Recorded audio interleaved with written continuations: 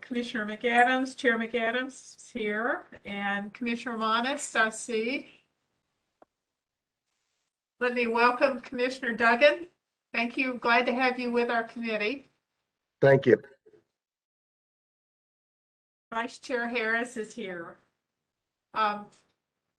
Commissioner Carter, are you ready to sign on?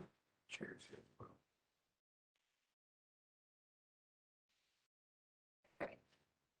Is Chair Smith available? Yes. Okay, great. Thank you. I'm going to go ahead and proceed because we have a quorum. Let me just welcome everyone. And to all of you members, I think you all have good access through the internet, not trying to phone in. Let me say that if any of the participants later in today's agenda are having trouble with WebEx, our point of contact is Shelton Sullivan. And there's also a toll-free number that you can call, which was provided in your meeting invitation. It's 1-415-655-0003.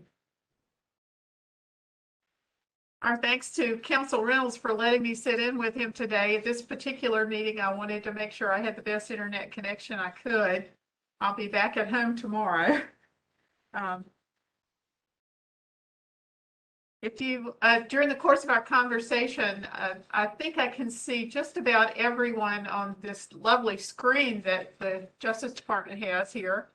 But if you need to wave your hand or put up an artificial hand symbol on your screen so we can try and see you, so I can recognize you. Let me also ask if Director Smith is here.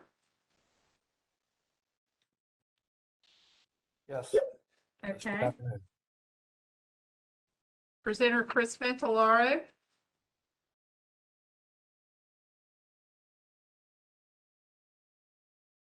Mr. Ventolaro, are you on?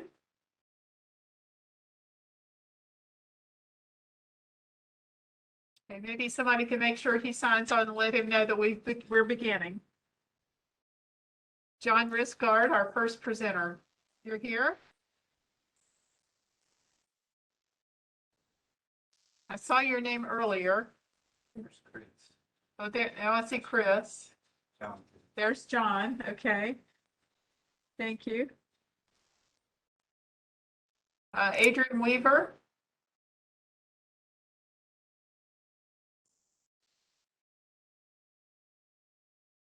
Don't see Adrian, but I see Jeff Manning. Just as good. Please let Jeff fill in. We're here, thanks. Yes. Paul Calamita. Mr. Yes, I'm Calamita. Okay, thank you. All right. Chris is here. Pardon? Chris is here. Yes, thank you, Mr. Ventolaro. I see you there. Thank you. All right, calling this meeting to order. Welcome. My name is Marion Deerhake. I'm chair of the Water Quality Committee. You've already heard the committee members that are here in attendance. Today we'll hear the March meeting minutes to approve. We will have one action item and one information item. I am going to switch around the order of those because we welcome the Water Allocation Committee members to this meeting so that they can hear that, and if they have other business to tend to, they can finish and leave after the information item. It's important to note that this meeting will be conducted as our other EMC meetings, and that only EMC members and those called upon by the Water Quality Committee chairman will be recognized to speak. This meeting is being recorded and the minutes will be prepared for review and approval at the committee's next regularly scheduled meeting in March. So now we move on to the ethics statement, the conflict of interest.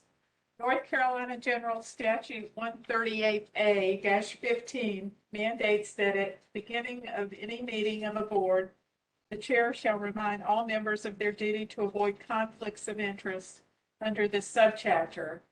The chair also shall inquire as to whether there is any known conflict of interest with respect to any matters coming before the board at the time. Do any of you members have a conflict of interest to announce? Hearing none, we'll presume there are none.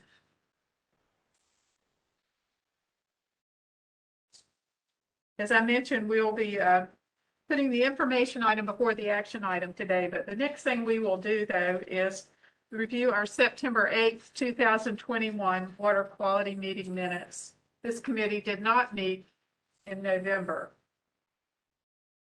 I hope everyone's had an opportunity to read the minutes. Are there any questions, comments, corrections that you found with those? And if not, I'll entertain a motion to approve.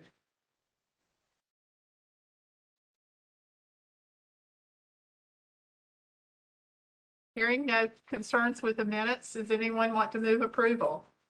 Madam Chair, I thought the minutes were well done and I move approval.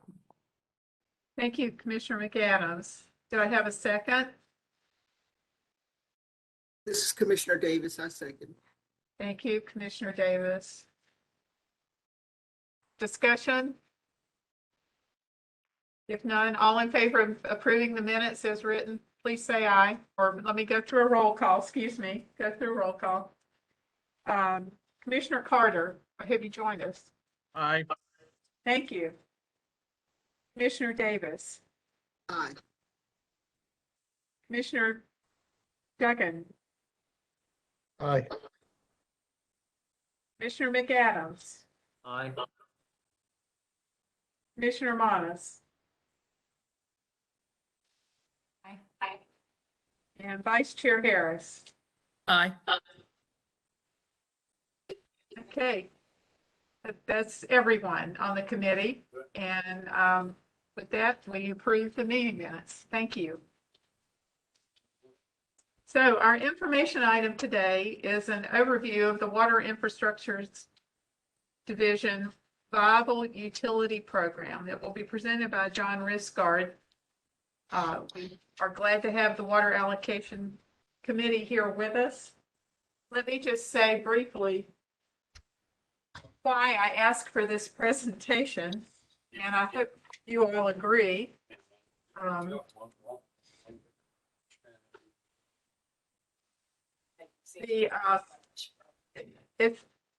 As you may know, that there are a lot of climate-related effects happening in our state these days. We know that also there are utilities, water and wastewater utilities that are struggling financially to stay viable. And we know that this new program has an opportunity to help those utilities. So in the context of climate and water quality, I'm asking for the presentation so that we will have a better understanding of what planned improvements or opportunities for local utilities there are, so that we can get a good handle on whether or not there are any steps that the Environmental Management Commission may need to take to assure that if changes occur in these utilities, from a climate perspective, a water quality perspective, an NPDES permitting perspective, that we are familiar with it and prepared to work with the Division of Water Infrastructure to make sure that the regulations and rules are appropriate.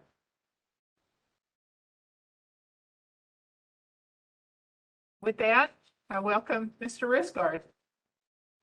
Okay, thank you. I'm not sure if my audio is working. Can you confirm that you can hear me? Yes, we can. Thank you. Alright. And I just shared my screen. Hopefully you can see that as well. Yes, we can. Thank you. Okay, well, thank you, Chair Deerhake, for inviting me for this presentation. Yes, this is kind of a long time coming. I first heard of the Water Quality Committee's request for information, I think it was back in May. And we had to push back this presentation a couple times for a number of different reasons. One of the big factors in the development of our programs was we really wanted to establish some realistic goals. And there was some uncertainty with future funding for the program and just the newness of the program. So it really made sense for us to work through some of our planning and program development before we did this presentation. And then as well, as I'm sure you're aware, this budget had a lot of potential appropriations for water and wastewater infrastructure funding as part of the American Rescue Plan Act. And that has really impacted what we can and will be doing with this program. You probably have seen or you're aware that I'm on the agenda for tomorrow as well for the full EMC. I'll be giving a presentation on our program general, as well as some of this future and pending funding opportunities that we have, both through the 2021 budget and with a bilateral infrastructure law that was passed federally recently. And so I'm going to try to stay out of the weeds on the funding and really focus on our viable utility program and what that's doing, how it's set up, and try to give you a little bit of a vision of what we're going to be doing over the next couple of years with this program. Just as a note, Victor D'Amato is the unit supervisor for this program. He is on as a panelist as well. And between the two of us, we should be able to answer any questions that you have. Okay, also before getting into my slides, I do want to give you just a quick overview of what we do as a division, just in case you're all not all that familiar with what we do. We are one of the divisions within the Department of Environmental Quality. So we work closely with our Water Resource Division in particular with project development and making sure that just our divisions are communicating well about what are the needs across the state. So the Division of Water Infrastructure, we administer the majority of the state's water and wastewater infrastructure funding as established in General Statute 159G. What we primarily offer or administer is loan money to local government units. We do have some recurring grant funds that we're able to offer, as well as something we call principal forgiveness or loan principal forgiveness, which basically is we just forgive some of the loan to these communities most in need. We call it that instead of a grant. There's a bunch of federal requirements that come along with a grant. So it's a way to make it clear that it's not a grant, it's part of our loan program. And again, I'll talk more about that tomorrow. The vast majority of our funds go to water and wastewater construction projects. So collection systems, pump stations, treatment plants, things like that. However, we do have some programs that fund studies. We have a program that funds the assessment of the utilities so that communities can develop capital improvement plans, asset management plans, and just get a better idea of what they got and what their needs are. And then we also have a program that funds studying of operational alternatives. It looks at the feasibility of merger, regionalization, or other operating efficiencies that could help the community meet their financial needs, their long-term viability. The oversight committee for the division is the State Water Infrastructure Authority, or SWIA. They are an appointed board, very similar to the EMC. It's a 9-member board. It's chaired by the division director and does include an appointee from Secretary of Commerce office and the director of the local government commission or their designees. Their power and authority is also established in 159G, and some of their key duties, and this is, I think, really important on the separation of division responsibilities and our authority responsibilities. They establish our funding priorities, which then our staff can use to rank the project applications, and then we make recommendations to the authority for funding. It's our authority's authority to approve projects for funding and to provide guidance to the department on all of our funding programs. Our staff also work very closely with the local government commission staff. We work to make sure that any loan recipient would be able to take on that debt before it's awarded. And it is it is all of our priority, the division, SWIA, and the local government commissions, to support water, wastewater infrastructure, and to make sure that we're developing long-term viability within those systems.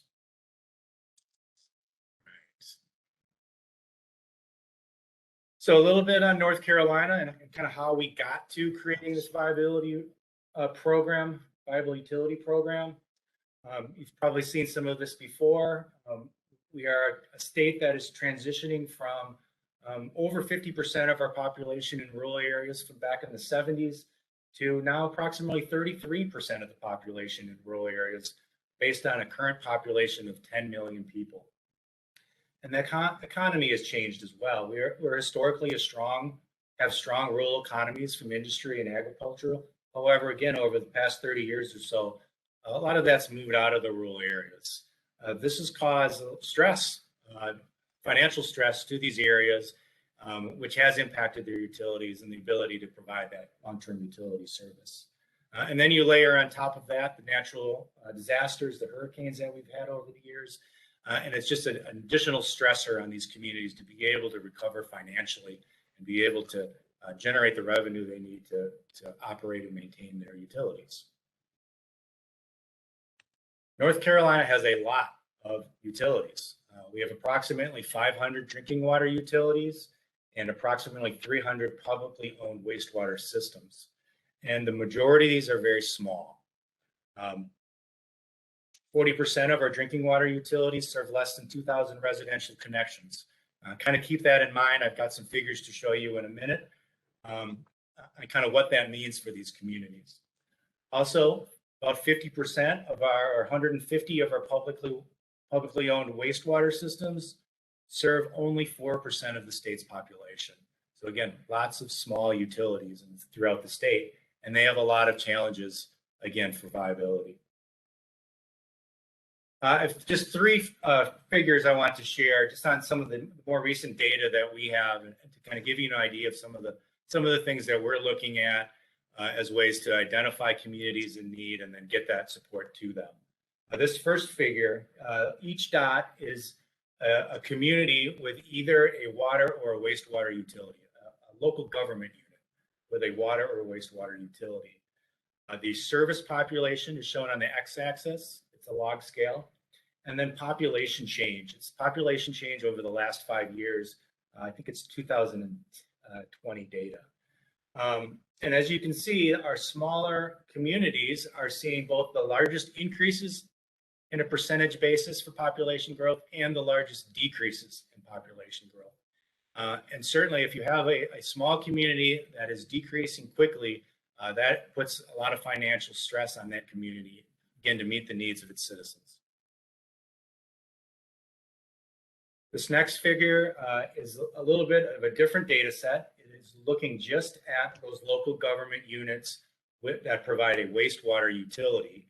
The data is similar to water systems. We have a few county data points that just make it cleaner and clearer to show it using wastewater data. Again, the service population is on the x-axis, and the y-axis is the population per mile of collection system. And there's arguably quite a bit of scatter here, but there is a trend that shows that our smaller communities have a lower density of population per mile of pipe.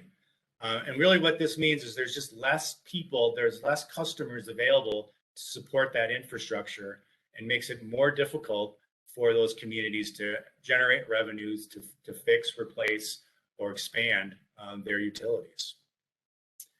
And this, I think, is really shown in the next graph, next figure, which again is the combination of local government units with either water or wastewater or both utilities. Population, service population, again on the x-axis, but this shows the operating margin, comparison of revenues over expenses. And if you see a negative operating margin, that should raise some pretty big red flags on how that community's utility is doing and whether or not they're sustainable long term. And again, you see our smaller communities, less than 10,000 service population, know if struggling is the right word, but their 2020 data is showing they are not generating sufficient revenue to cover their operating expenses. Now, this does include capital outlays. So some of these data points are reflective of a large capital outlay. Those are generally good things. But if they don't have the revenue to support that, it is a concern. Again, we're looking at long-term viability and financial sustainability of these utilities. And when you see these large negative operating margins, it's a concern. So what has the division been doing about all this? These are things that we've been tracking and looking at for a number of years. In 2017, the State Water Infrastructure Authority released its master plan and talks about this concept of the road to viability. And it really is focusing at how do we support our utilities, whether they're rural or not, and making sure that they have a plan for long-term viability. And it defines viability as a system. A viable system is one that functions as a long-term self-sufficient business enterprise, establishes organizational excellence, provides appropriate levels of infrastructure maintenance, operation, and reinvestment that allow the utility to provide reliable water service now and in the future. And that's really what we've been using for the last 5 years and going to try to support viable utilities and our community's utility efforts. The program really came into existence as its own program, though, as part of the 2020 legislative session. Session Law 2079, Reform of Water and Wastewater Public Enterprises, really, what it did is it updated our General Statute 159G and added language to create this program and to create some funds to help support these efforts. And the idea, again, is to foster long-term viability for water and wastewater that's across the state. It requires that SWIA and the Local Government Commission identify and designate distressed local government units. The term distressed is in the statute. Certainly have been some concerns about that choice of wording. It is what it is. When you look at the data, it's kind of hard to argue that some of these communities aren't distressed. But the label has been, we have got some feedback on the use of the word distressed. The statute provides a process for which these communities that are designated as distressed have to develop long-term viability. And I'll get into that in another slide. And the other thing that does is it requires joint approval and coordination between the State Water Infrastructure Authority and the Local Government Commission, and really strengthens that partnership that we have with them, which we think is a great thing. Aside from the statutory requirements and the process that's laid out, the session law also created the Viable Utility Reserve and appropriated $9 million non-recurring to help support the program. $9 million is great, but it's nowhere near what these communities need in order to just come up with plans and action plans and assessments of their utilities. There's much greater need for these communities, infrastructure-wise, capital project-wise, in order to have a long-term viable utility. And I'll get into that a little bit later. But $9 million really got things going for us. So our program, what are our main objectives? Well, first off, it's to assist these distressed utilities. A little bit more broad than that. We're doing what we can to make sure communities don't become distressed. But right now, our focus really is on how do we assist those communities that have been designated as distressed. We want to establish clear expectations for them and guidance on them on how they can meet the statutory requirements. We need to support their utility so that they can do condition assessments and get a better idea of what are their capital improvement planning needs, what do they need to do to fix deficiencies in their system, or better plan for risk and vulnerabilities to their systems. It's our priority to encourage our local leaders to make sure that they're engaged, committed, and accountable for their utility. It's something we see a lot in smaller communities or even in bigger communities. These local leaders may not be aware of all the responsibilities of managing that utility, or don't have an idea of what the condition of their utility is when they become elected. And it's really eye-opening for them. And so we really want to encourage them and give them the support to be the leaders of their communities. And finally, it's a priority of ours to assist in the development of short-term and long-term plans. We recognize that this is not an easy fix. These are issues that communities taken a long time for, a situation that's taken a long time for these communities to get into, and there isn't necessarily an easy fix. So coming up with a plan and helping them meet that plan. Another thing that we are trying to do, support efforts and projects to improve viability. Because of $9 million isn't a lot, there's clearly a need to coordinate with other funding programs. Our division has a lot of loan money that's not necessarily going to be a solution or even feasible for some of these communities. They've reached their debt capacity and they cannot get approved for additional debt. But there are other grant programs out there. We're coordinating with those programs, sharing what our priorities are, what are our needs, and looking for opportunity to work more with them and help identify those projects that need support and get them plugged into these other programs. Something we've been doing for a long time is to coordinate and strengthen our relationship with other resource agencies. I have a slide on that towards the end of the presentation. And certainly develop a program that is going to support all utilities, not just the distressed communities, but all of our North Carolina utilities.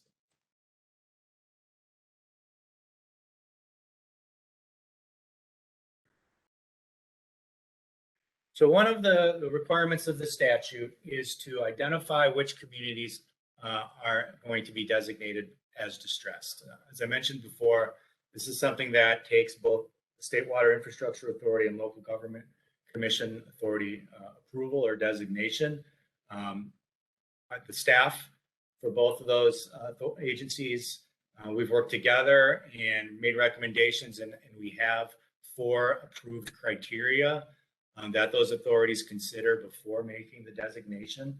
The first of these criteria is if the Local Government Commission has formally taken financial control of a local government unit. Unfortunately, that's happened a few times in the last 2-3 years, where the Local Government Commission has had to step in and take over control of a utility. If that is for operation of the utility, or if the operation of the utility is at risk, those communities will be designated distressed. If a community fails to submit their annual audit for 2 years, that's criteria number 2. And similarly, if we don't have the data to evaluate how the community is doing financially, how their utilities in particular are doing, we're going to consider them or make recommendations to the authority for them to be designated as distressed and get them in the program. Criteria number 3 is what we call the total assessment criteria score. And it's 20 separate parameters. Each have a different point range. Most of them just get 1 point. There's a few that have a little bit higher point value, up to 4. We look at all of those different parameters. We give them a total score.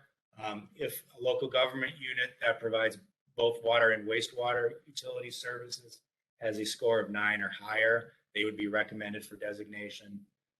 And similar, if it's a single utility provider, it's a score of 8 or higher, that would trigger that consideration.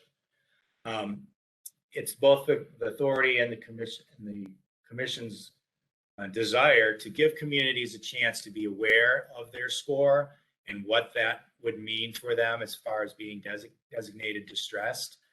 We've just worked through a process where communities would have a full year notice. We would do an assessment, calculate scores based on those criteria, let communities know that exceed those thresholds that they are at risk of designation. And then they would have 1 year to try to address those criteria, communicate with local government commission, our staff, research agency partnerships, to see if they can take action prior to being designated. Once they are designated as distressed, there are some statutory requirements, and I think that's the next slide. The fourth criteria is other information as it becomes available, and this is just a timing thing. Sometimes the audit data, a lot of the assessment criteria scoring is on audit data. So if a condition is changed at a community, we really need to consider that, or the commission authority need to consider that as an impact to the community. We want to be able to do that and get these programs into the program sooner if that's what's needed. A good example would be, a community really dependent on a large industry, and you get notice that that industry is leaving. It's going to significantly impact their revenue for their utility, in which case we may recommend that community get designated prior to the data supporting it.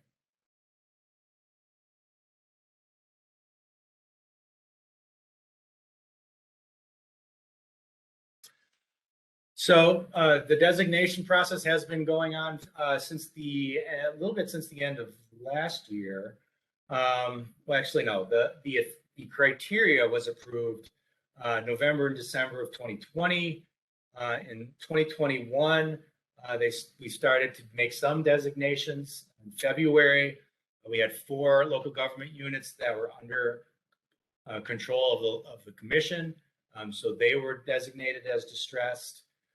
In April, we had an additional 3 designated. In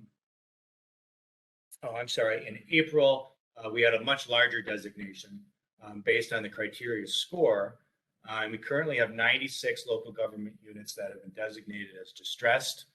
We do have a figure showing the red dots of the distressed communities. There are some orangish dots. Those are communities that exceeded the criteria, but requested that their designation be put on hold. And the local government commission in SWE agreed to that. So they'll be reassessed April timeframe of this year and have a high likelihood of being designated at that time. But this figure really is just to show you that the designation is across the state. 45 different counties, 45 of our 100 counties. There are a lot in the east and in the southeast, but they really are spread across the state. So what are the requirements for communities that are distressed? 3 main types of requirements. First, studies.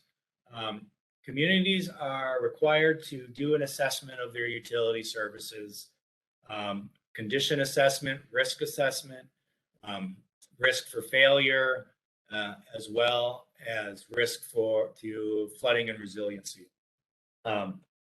To take that assessment work and to develop a capital improvement plan, to figure out what projects need to be done and how soon. That then rolls into a rate study so that communities know not only what their rates need to be to cover current expenses, but what are those expenses going to be long-term to meet their capital improvement needs. That's critical for the long-term planning of these communities, especially considering the operating ratios that I showed you in the previous slide. There's a training and education component, both an initial training and continuing education. I'll get into that a little bit more in a future slide. And then the action planning. Again, the program isn't necessarily requiring that these communities take a certain action. This program is designed to give these communities the information that they need and the training that they need to make good decisions for their community and to act as their community leaders, which is their responsibility. So it's developing that short-term and long-term action plan and developing that financial management plan that they need to meet their long-term needs. If those rate studies and those plans show that under the current situation, the rates are not really feasible for their customer base, that's when they look into other alternatives. And that's where our staff help them figure out okay, what are reasonable alternatives to evaluate them, figure out what the rate structure is needed for those alternatives, figure out what permitting is needed or what time frame is needed to get there, and help them realize those plans, figure out what is the best course of action for that community financially for long-term viability. I wanted to spend a little bit more time on what is the asset work, what does that mean, and a little bit more on the training component. We do want communities to look both above and below ground. The below ground work is extremely valuable in determining the condition of their system. Whether it's smoke testing or getting a camera down in their collection system, you can get a lot of important information on that. And again, it's so helpful and so critical that these communities are developing a capital improvement plan based on this assessment data, so that they can plan for these high costs. And these projects can be very expensive. Rate studies go hand in hand with all this assessment work. Too often communities, they do the assessment work, they do the capital improvement plan, and then they stop. We haven't been seeing that next step of, well, what rates do you need in order to pay for this? How are you going to get there in order to meet your capital needs for your community and your utility? We really want communities to include rate studies with all aspects, all of the types of projects that are going to be funded through the division, whether it's an AIA asset inventory, whether it's merger regionalization or feasibility studies, whether it's a capital projects, to include that rate study, both at their current needs and then what are the impacts of that project or future projects. Training and education, as I mentioned, it's both initial and continuing. We are going to offer the initial training through the Division of Water Infrastructure at no charge. It's going to be varying locations across the state and will likely have a virtual component to it. This training would be open to any distressed local government unit. And if we have capacity, we will make this available to other communities as well that are interested. We're also working with the League of Municipality to provide an initial training as well. This is the Advanced Municipal Leaders Training. This is training that's offered on demand. There is a fee with that, but it is another option for communities to get this initial training if they want to seek it. We are looking for ways to provide some grant funding to all of our distressed communities to pay for some of this training. That's a pretty in the weeds detail for tomorrow, but it is something that we're trying to do to support our distressed communities. There's also a continuing education requirement. This is part of their long-term, short-term planning, and it's to assure that their local leaders, their utility directors, their city managers, town managers, whomever, have a plan, some continuing education, so that they understand the needs of their utility, what it takes to properly operate and maintain that utility. And to meet this need, we're again working with the research agency partners, the COGS, League of Municipalities, CERCAP, Rural Water, et cetera, to take the courses that they already offer and have them be applicable to the Viable Utility Program, and help each other advertise those education opportunities so that communities are aware and can take advantage of them, because there's a lot of good education opportunity that's out there.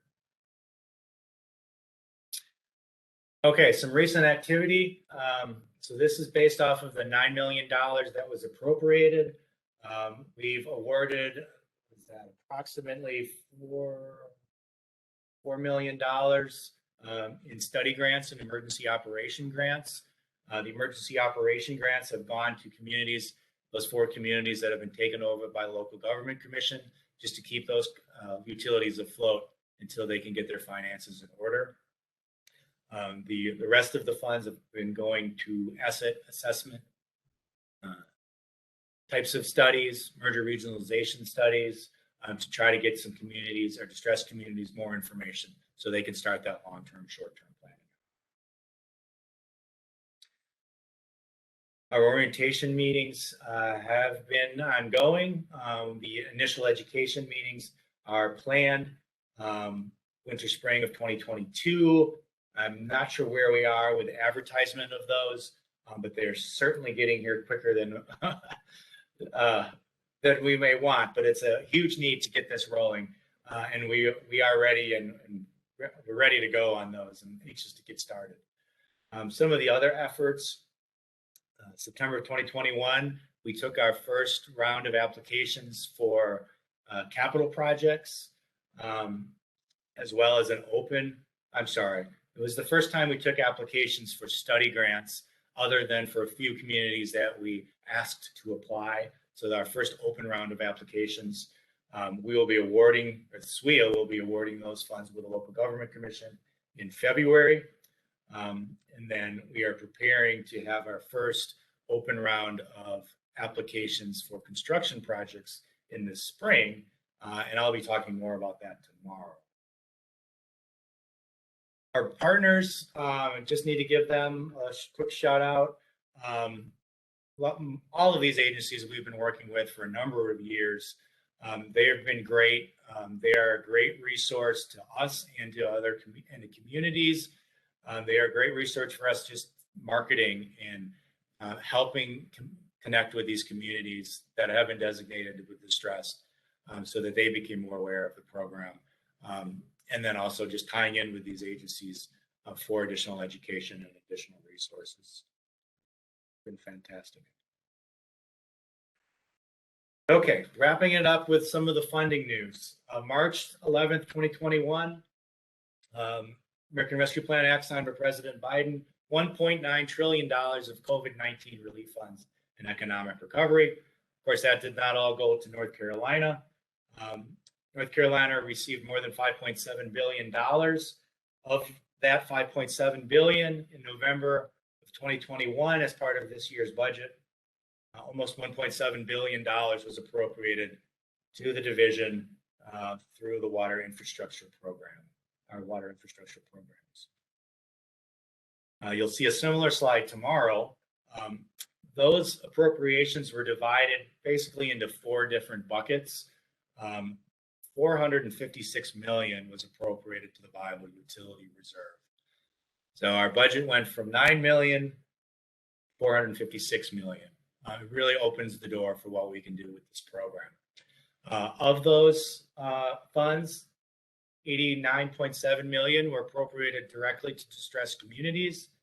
That allows those communities to get started on projects that they had identified to their legislator as being shovel ready.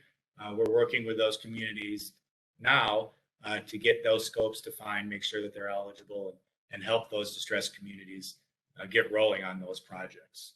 The other pots of money may be used to support, will be used to support other types of communities. There's an at-risk consideration and then another consideration for that $1.5 billion in the state reserve. That money would not be eligible for our distressed communities. But that $80 million state reserve for studies, that would be eligible to our distressed communities to help fund study grants, the assessment work, rate studies, regionalization, training, and other things. And then there's some stormwater money. Again, I'm excited to talk to you all about that tomorrow.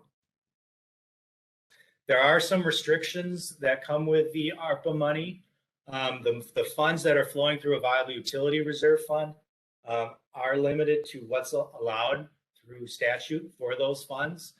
So those funds must be used for rehab or replacement of the utility, either water or wastewater utility. Those funds can be used for regionalization or decentralization of the utility. Funds can be used to support studies. And then there's an other category, and it's other projects that can be shown to demonstrate long-term viability. And that will be on the community and their engineer to help show that. And so that'll be essential for them to be able to do some of that assessment work and that alternatives analysis work and the rate study work ahead of time to show that these projects will support long-term viability. if it's going to be a project that doesn't fit in those other 4 categories. SWIA has a priority rating system in place, so it hopefully will be fairly streamlined and won't have a lot of bumps when we're able to advertise this money. We can take applications in, prioritize them using the existing system, and make recommendations for funding. One of the biggest obstacles, all of the ARPA money must be spent by December 31st, 2026. And we operate on a reimbursement model. So that means these communities, by statute, we work under a reimbursement model. So the communities will have to incur the costs, receive an invoice, and send it into the division prior to being paid, or that's money being spent. So that means these projects, any construction projects, will have to be constructed or into construction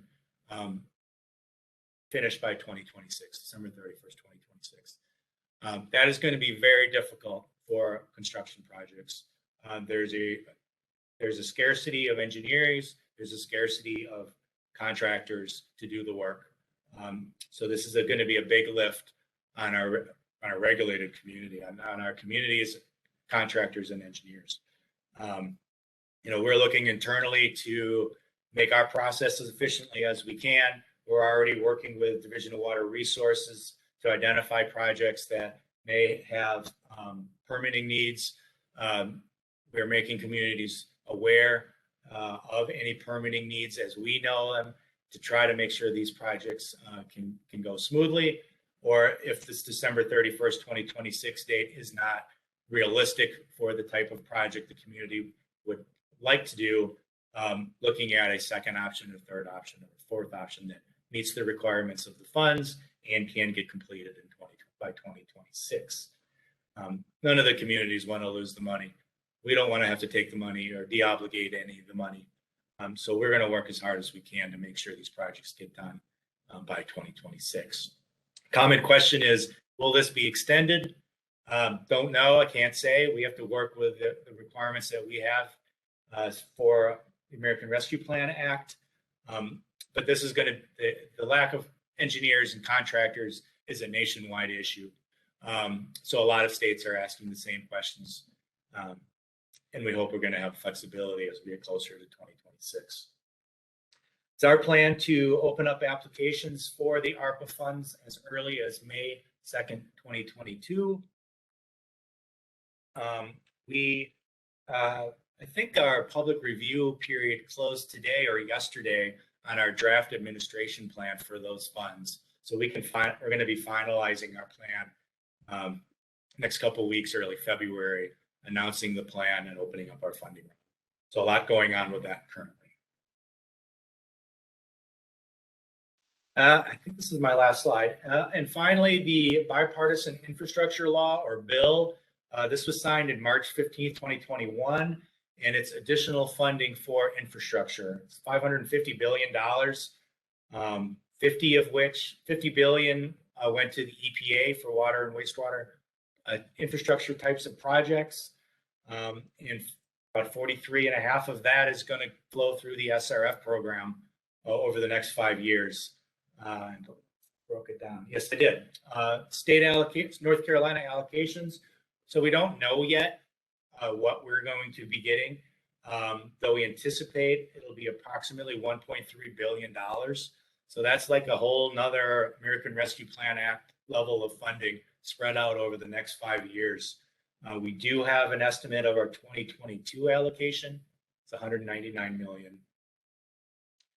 These funds will supplement our regular state revolving funds, and I'll explain what that is more tomorrow.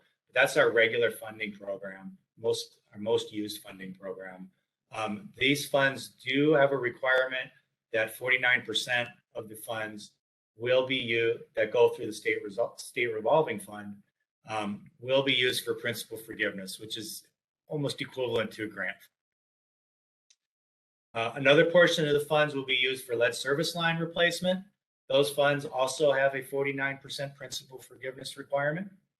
And another fund is for addressing emerging contaminants. Emerging contaminants is split both for wastewater and drinking water SRF programs. And there's a 10% principal forgiveness requirement. Well, that might be a typo. There is no state match for either the state reserve for the lead service line replacement or the emergent contaminant, but there is for the SRF. These funds will be available, or we plan to make them available as soon as September 30th, so our fall funding round. But again, we have a lot of work to do for that in two new programs, the lead service line replacement program and an emerging contaminant program, and how those are going to be administered. We're waiting for a bit more guidance from EPA on what that's going to look like. My final slide is just contact information for our viable utility staff. This is a new program. When Chair Deerhake approached me the first time, I think we had three of these people on staff. Now we have 6, and we're looking to add more. It's a great team. They have divided themselves up, I think, by COG. In order to support our communities, and have begun reaching out to our different distressed communities. And with that, thank you very much for your time. Any questions?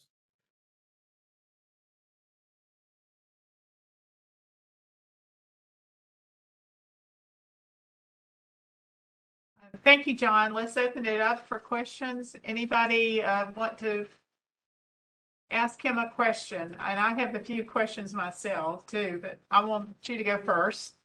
Want to raise your hand, or I can't see everyone at one time, but speak up. Madam Chairman Deerhake, can we treat this as a joint committee meeting so that the Water Quality Committee, the Water Allocation Committee people also are involved? Absolutely. Okay, thank you. Just point of information. Thank you. Thank you. Any and all? This is Commissioner Monist. I have a question. Yes, Commissioner Monas. Well, first, thank you for the really, really interesting presentation. And, throughout your presentation, there was, I guess, kind of a tension between you're trying to navigate the needs of the communities and also balance the various restrictions that you're working with. And sometimes those seem kind of diametrically opposed, like having lower capacity communities trying to meet very strict deadlines. And so I appreciate the work that you're doing to try to close the gap and support them in being successful within the confines of this program.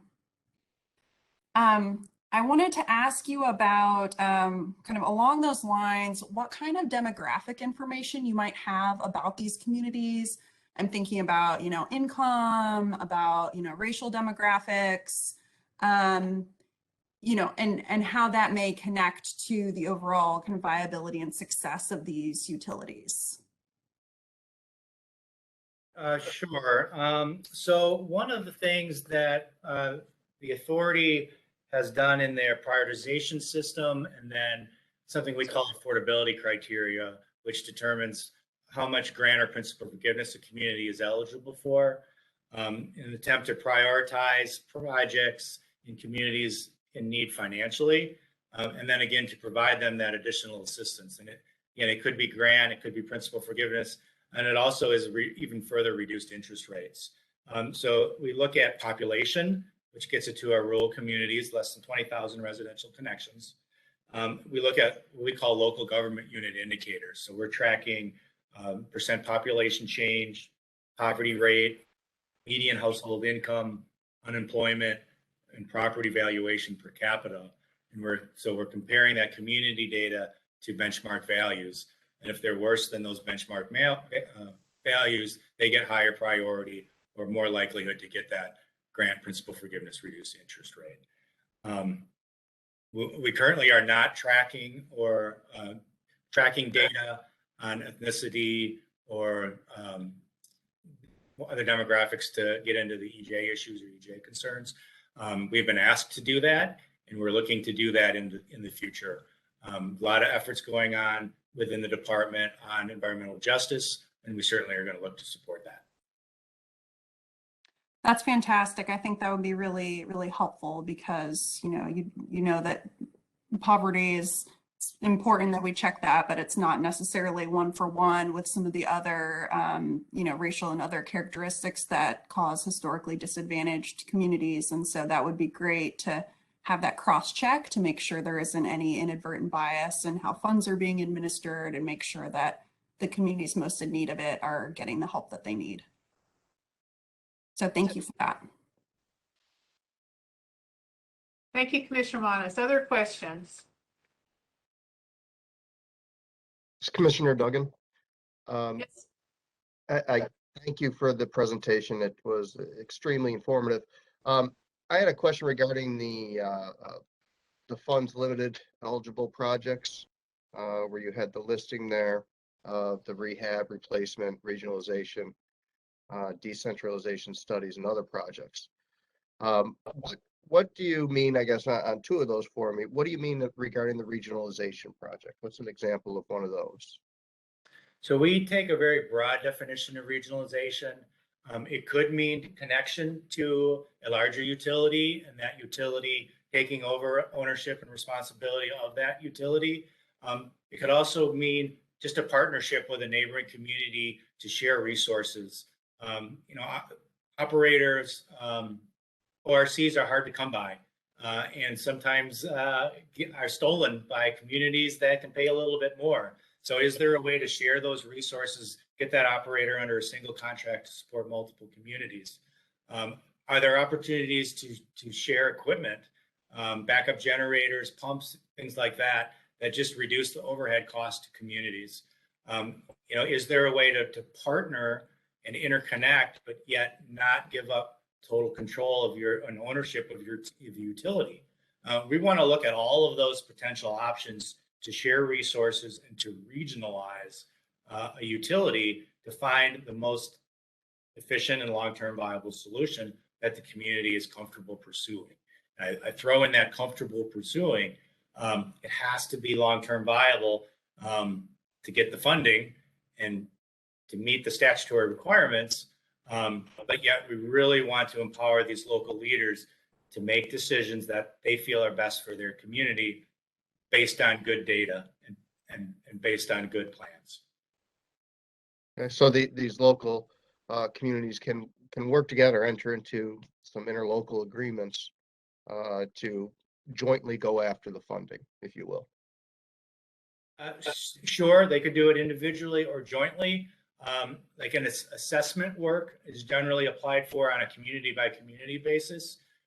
We recommend that communities, if they hire different engineering firms, that those engineering firms work together so that the products are comparable, especially when they're looking at regionalization and identifying capital projects and other needs. They want to be able to prioritize between the different communities, but it's not a requirement. Similarly, it would be helpful if it was the same contractor, but again, we don't require that. Communities have long-term relationships with some engineers. We want to respect that, and we want them to continue to work with engineers that they're comfortable with. All right, thank you. That's questions. Madam Chair. Yes, Mr. McAdams. All right. Well, thank you, Mr. Risgaard. This is fascinating. And Chris, thank you for setting up this question on that very slide. Well, first of all, as to regionalization, I can't see how that cannot be part of the solution here. I think it has to go in that direction.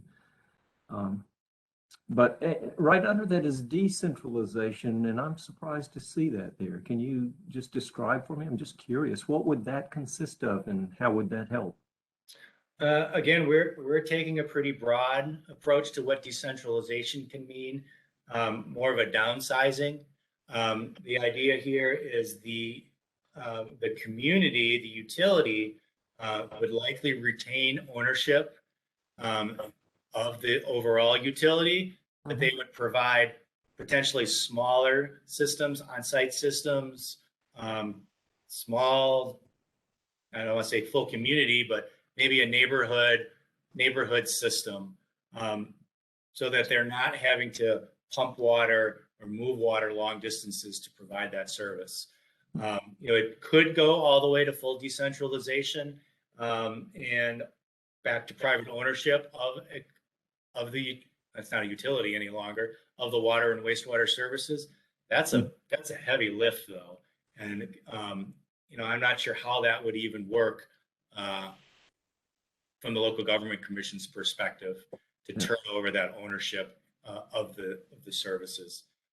We're looking at that and we're seeing if that would make sense for some communities, especially for our very, very small systems, where that may be feasible, but that ownership question and long-term operation and maintenance question is one we got to resolve before we ever go there. All right. Thank you very much. Yep. Other members wish to ask a question? Madam Chair, this is Pat Harris. I've just got a couple of general questions. First, on the decentralization, I guess the sky could be the limit. This could be, when you talk about smaller units, it could conceivably go down to HOAs. Is that a possibility, or is local government going to be the lowest level on these smaller units? And that is as a president of an HOA, I know this is a big issue for a lot of, particularly the coastal HOAs that we have out here. So just a question about that one, and then I have a follow-up. So we're trying not to take options off the table at this time. And to evaluate what is allowed by statute and to see if it makes sense for that community. So again, if it makes sense financially and they can show a long-term plan to be successful in an HOA type of system, I think it stays on the table. There's concerns there for sure, but yet it is an allowable way to provide utility services. There are checks and balances for HOAs to help assure that they do have financial means to pay for the system. So I believe, in my opinion, it's an alternative to stay on the table. It's all about proper assessment and making sure that it's long-term viable. Okay, and my follow-up, completely opposite on the spectrum. We do have communities here in Eastern North Carolina that have worked on their systems and put in, went through the capital improvements, and then they started to experience loss of revenue, like a state prison closes and that whole revenue stream disappears. Are they considered in this, or is this strictly looking at that infrastructure for improvement?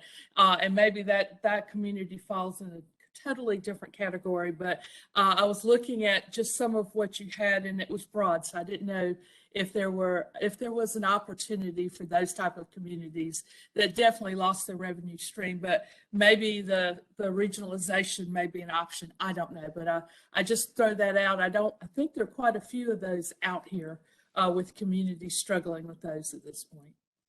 Sure. So all local government units with utilities, I don't know if I want to use eligible for the program, but will be assessed using our assessment criteria, and then we would make recommendations to the authority and the commission for designation.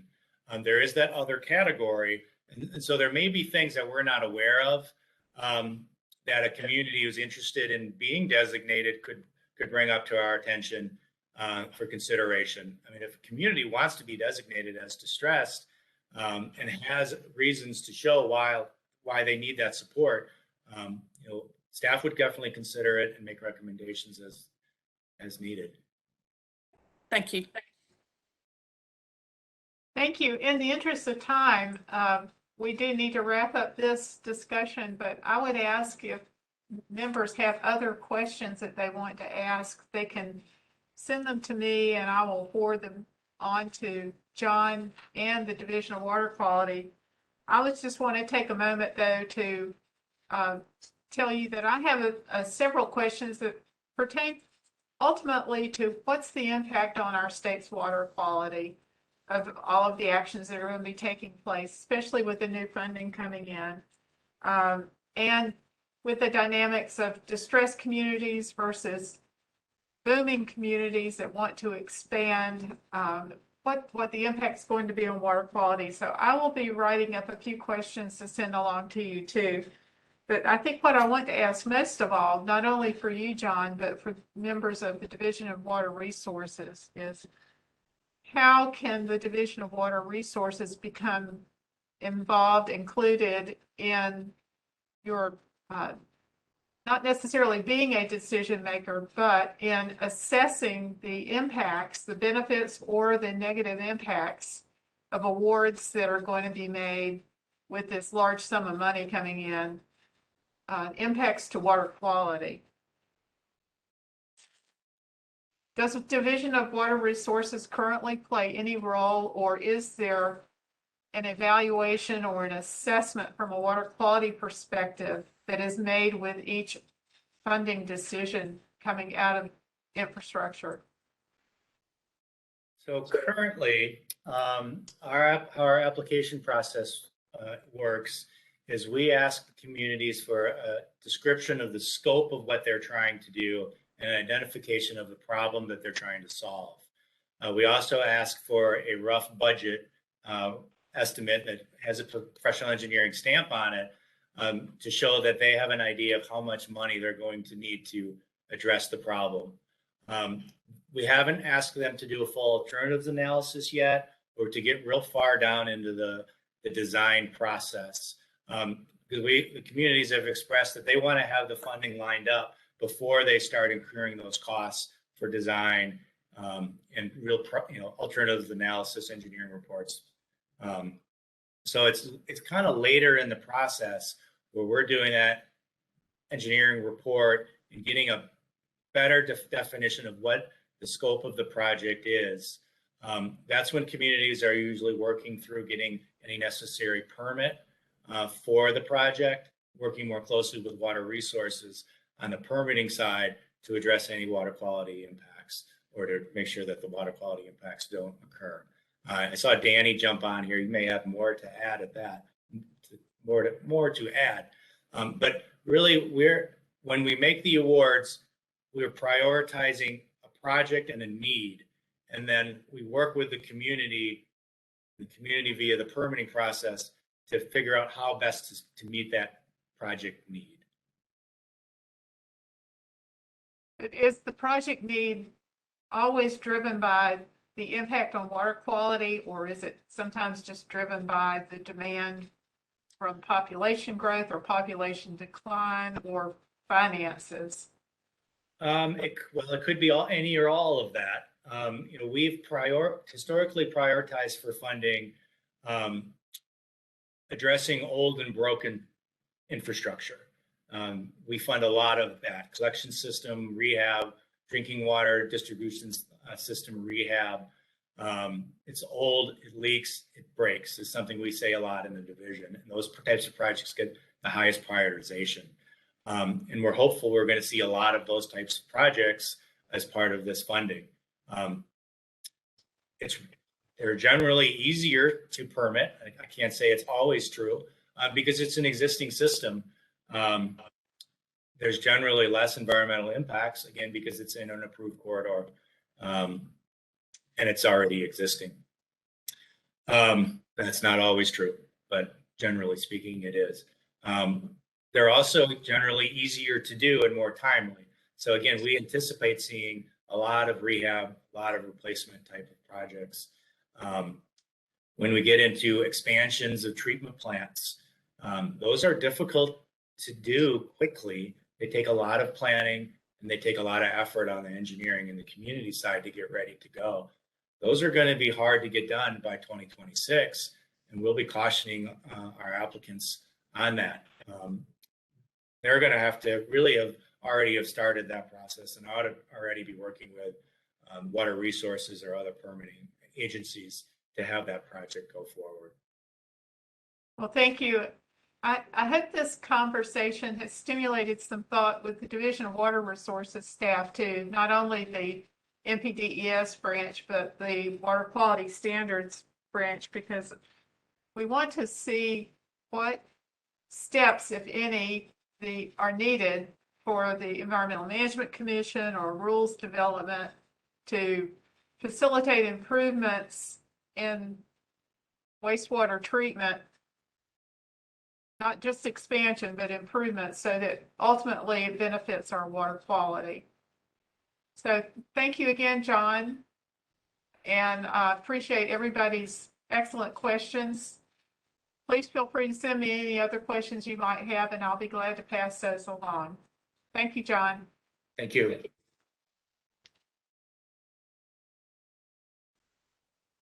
So I don't think we have to officially adjourn and reopen. No. So we thank the Water Allocation Committee members for joining us.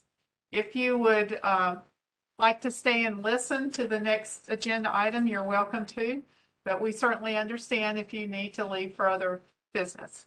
Thank you.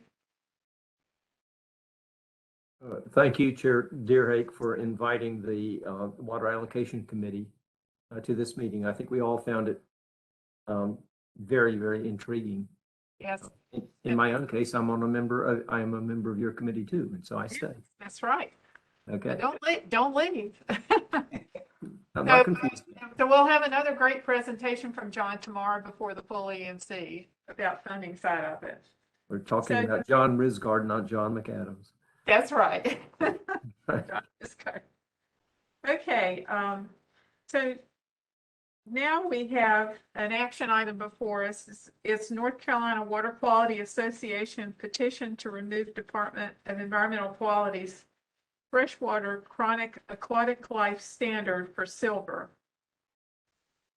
Today we will have two presentations, one by the petitioner and one by the Division of Water Resources. But before we begin, let me ask our Counsel Reynolds to explain the petition process to us, to refamiliarize us with the steps we should be taking. Thank you. Thank you, Madam Chair. This process, the petition for rulemaking process, is provided for under the Administrative Procedures Act. It's 150B-20 for those of you who have more time on your hands than you may have sense and want to go look at it. But essentially what it allows is for an individual or entity or association to seek from an agency, here being the EMC, the start of a rulemaking process.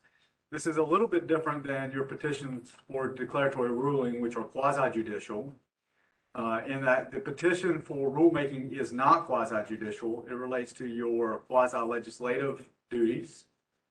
And essentially, it's trying to prompt you to go through the rulemaking process. However, like a petition for declaratory ruling, the first question before the commission, and really for petitions for rulemaking, it's only one question, is whether you want to grant the petition.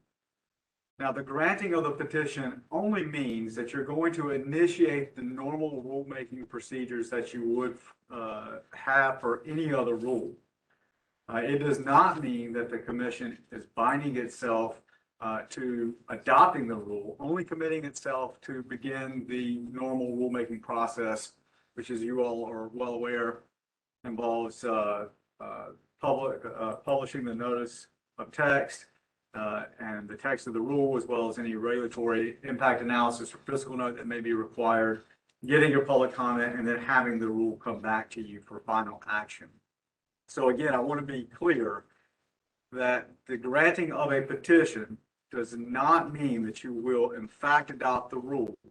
It only means that you're going to start the rulemaking process. Conversely, the denial of the petition means that you will not start the process, and the denial is subject to judicial review, as with any other decisions by the commission or any other applicable decision by the commission. So I want to stop right there and ask if there's any questions about that process or what it means to grant or deny the petition. Okay, Madam Chair, I don't hear any. No, I will say, just as a reminder, today it's the committee's duty to recommend a decision to the full commission, which would be in March, right? Yes, yes, thank you for clarifying that. So right now, it's up to the committee to decide whether they will recommend granting the petition or denying it. Your bylaws and rules provide that you'll hear from the petitioner as well as a response from the department. The action you'll be taking today is to recommend either granting the petition or recommending denial of the petition. And the matter will go before the full EMC in March for a final determination. But there will, unless the chair decides otherwise, there won't be any further presentations beyond today. Thank you. So we have two speakers today. With the public notice, there were no other requests to speak, I believe. So our plan is to have 15-minute presentations by each of the two speakers. And we will begin with the representative for the petitioner. The gentleman is Paul Calamita. And Mr. Calamita, 15 minutes will begin now at 3:04 p.m. Thank you, Chair Deerhay. Can you hear me? Yes, we can. Okay. Chair and members of the committee, my name is Paul Calamita. I'm General Counsel to the North Carolina Water Quality Association. We greatly appreciate the opportunity to petition you today. Our members are local government, water, sewer, stormwater utilities. We are solely interested in affordably and cost-effectively complying with your requirements and serving our citizens. We are not interested in a race to the regulatory bottom or any attempts to avoid necessary and appropriate requirements. We simply raise your bills and the bills of your neighbors, including low-income and fixed-income folks, to comply with whatever requirements you ultimately impose on us. Mr. Calamita, Yes. do you need to display your presentation? I was going to get to that. I would prefer not to. I would like to incorporate it by reference, but I think I can just walk you through this briefly. I don't think I'll need the full 15 minutes if that's okay. Okay, thank you. Sure. So that said, we can't in good conscience impose the significant restrictions and costs which the unnecessary chronic silver criterion will impose. We believe 20 years ago, or excuse me, in 1989, the state adopted on its own, it wasn't a federal regulatory requirement, a chronic silver criterion for aquatic life protection, and coupled that criterion with an action level implementation procedure. And that action level concept has been recently in 2016 disapproved by US EPA, leaving us with the underlying chronic silver criterion. And we believe that that chronic silver criterion is going to impose enormous consequences on local government wastewater treatment plants statewide. We've surveyed 46 treatment plants, and the results are shown on slide 10 of my presentation if you want to look at it. And across those 46, they need a 99+% reduction in silver to meet this decoupled chronic silver criterion. And we have to achieve that before we have any capacity for new or expanded businesses. And metal finishing is the single largest industry sector in North Carolina. So we think this decoupled chronic silver criterion is going to have an enormous impact across the state. We want to spend the public's money on things that matter to the environment. And as I will demonstrate to you, I'm confident chronic silver simply doesn't matter. DEQ has conceded that EPA does not have a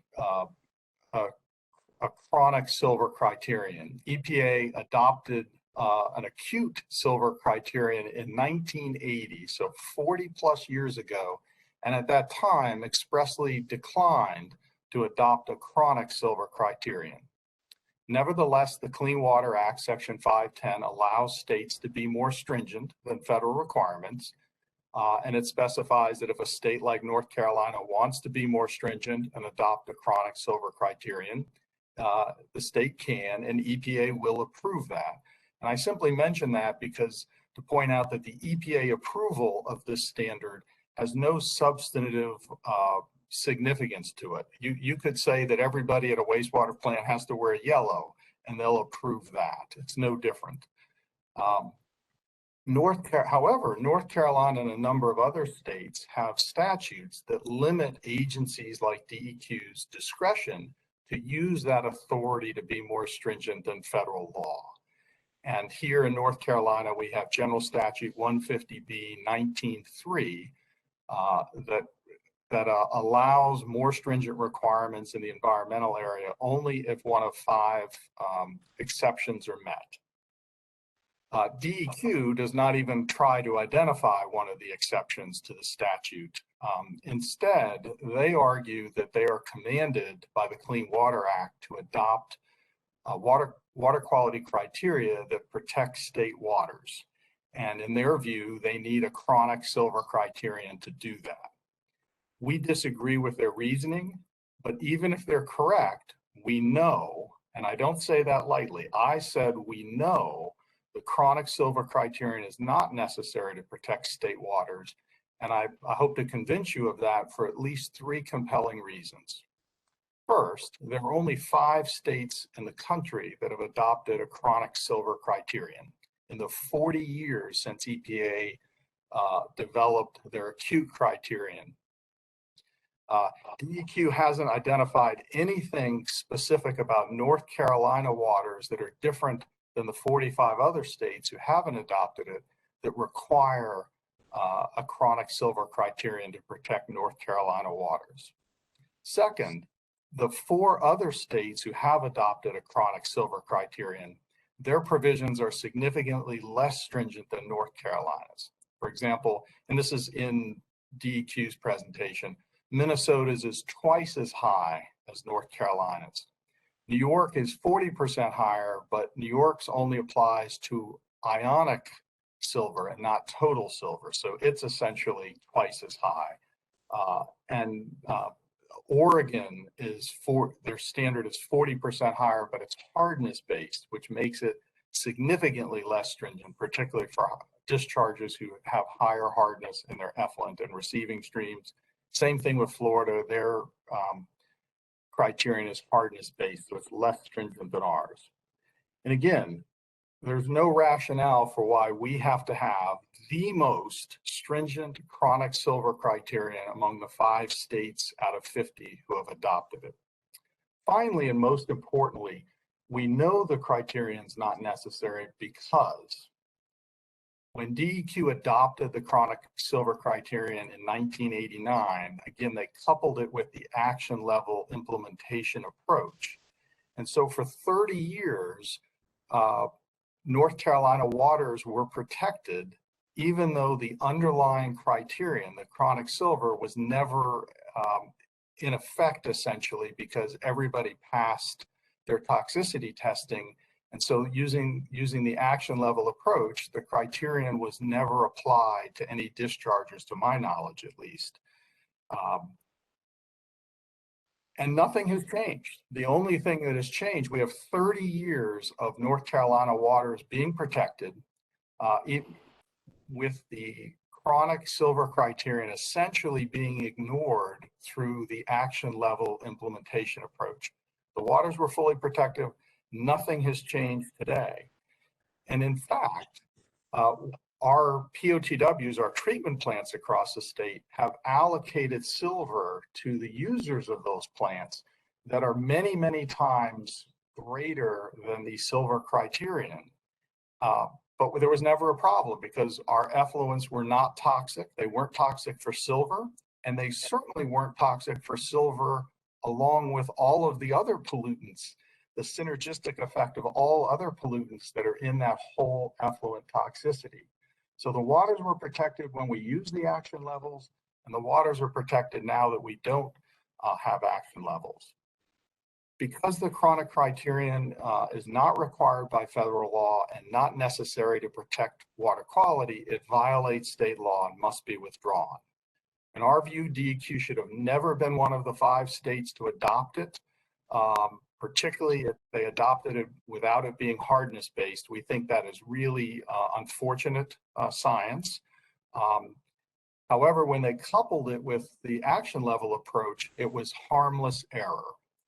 Now that EPA in 2016, wrongly in our view, decouple the action level from the chronic silver criterion, it is going to have an enormous impact across the state for no reason. So accordingly, we ask that the EMC withdraw the 1989 chronic silver criterion. We are confident that EPA will approve that because, again, 45 states don't have it. We thank you for considering our petition. We don't come to you with many things. This is the first time I've ever appeared before you folks. We feel compelled to do so because we do not want to spend public dollars on issues that do not affect environmental quality or public health. And this issue will have an enormous statewide impact like no other that we have seen. I don't know if we have time for questions, but I'd be happy to answer any questions. Thank you. Our plan was to hear both presentations and then open the floor for questions. So let me move on to Mr. Ventilaro. Good afternoon. Thank you, Chair Deerhay. Can you hear me okay?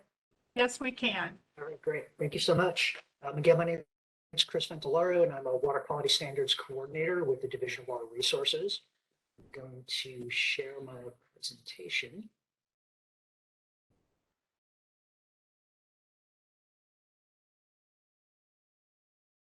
Can you all see my presentation?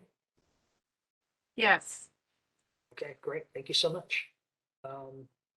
So what we wanted to do today, what I'm going to provide a presentation on is just providing an overview of the Class C freshwater aquatic life standard for silver, as well as some comments. Speak up a little bit, please, Chris? Oh, sure. Yeah, A little closer to the microphone, maybe. Thank you. Turn off my video here.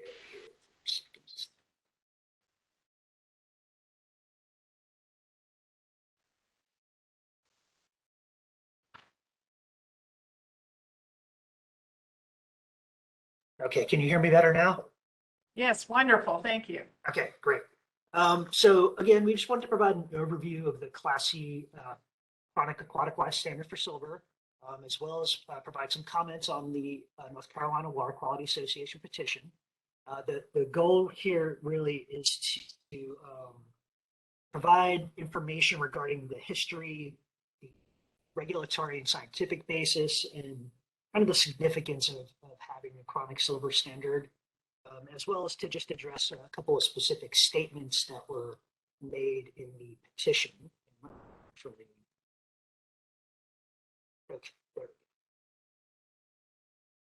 So starting with the history, I'll go through some of this kind of quickly, but there are a few points that I'll just kind of stop just to make sure there's some clarity. So the current chronic silver standard was adopted by the EMC in 1989. And it was adopted to address the discharge of silver from various industrial facilities. Some of these were mirror manufacturing facilities, some of these were film manufacturing and processing, and others were related to kind of metals plating, I believe, and electronics type stuff. Now, when the standard was adopted, it was adopted to be implemented as part of an action level approach. And what this really did was it allowed permittees to demonstrate that their effluent was not toxic to standard aquatic toxicology organisms by way of whole effluent toxicity testing. So basically, facilities were required to show reasonable potential to exceed the standard. If they did, they were required to conduct whole effluent toxicity testing periodically throughout the year. Facilities passed their whole effluent toxicity testing, and the requirements of the standard and the permitting were considered satisfied, and they didn't have to take any further action. However, if they did fail any of their whole effluent toxicity testing, then they did need to take additional actions to kind of provide information for why they failed and what the cause of that failure was. If they had failed, then that failure could result in a permit limit based on the action level value, which is the 0.06 micrograms per liter. I'm going to put together a quick timeline here for the standard just to help better understand where we started and kind of how we got to where we are today. So again, in 1989, the chronic silver freshwater standard was adopted into OTB 0211 along with that action level implementation language. And that remained unchanged until about 2016.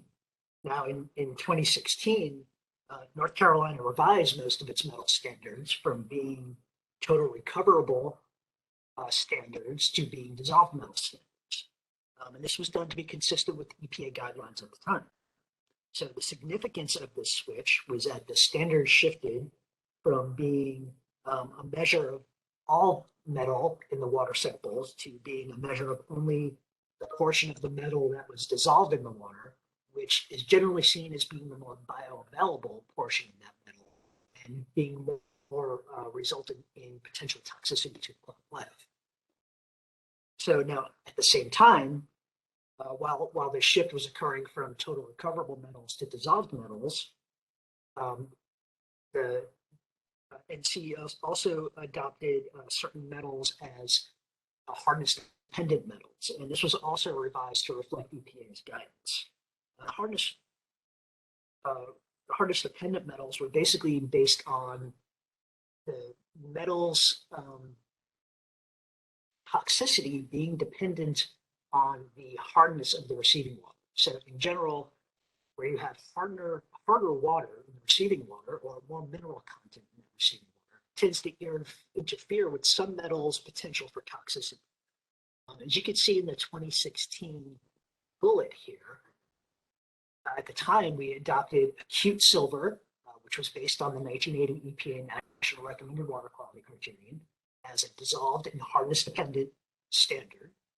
And the chronic silver, which was already adopted as part of the action levels, was kind of shifted from being a total recoverable metal standard to being a dissolved metal standard. Now, this chronic silver was not revised to be hardness dependent because at the time there was no toxicity information available to inform that water hardness to toxicity relationship for the chronic exposure to silver. So it's also important to note here in 2016 that EPA disapproved the continued use of the action levels to implement certain metal standards, and we'll touch more on that a little bit later. But this does bring us to 2019, in which the action level language was removed from the O2B-0211 rule due to that EPA disapproval of action levels in 2016. So what we retained here was the chronic silver standard at 0.06 micrograms per liter as a dissolved metal standard. It was not a hardness dependent standard, again, because that toxicity information wasn't really available to establish that hardness to chronic toxicity relationship. As far as a regulatory and scientific basis for the chronic silver standard goes, the Clean Water Act requires states to protect designated uses such as aquatic life. North Carolina adopts American narrative standards to achieve this goal. And the chronic silver standard is a numeric standard that is based on the narrative standard for toxic substances as described in 15A NCAC 02B-0208.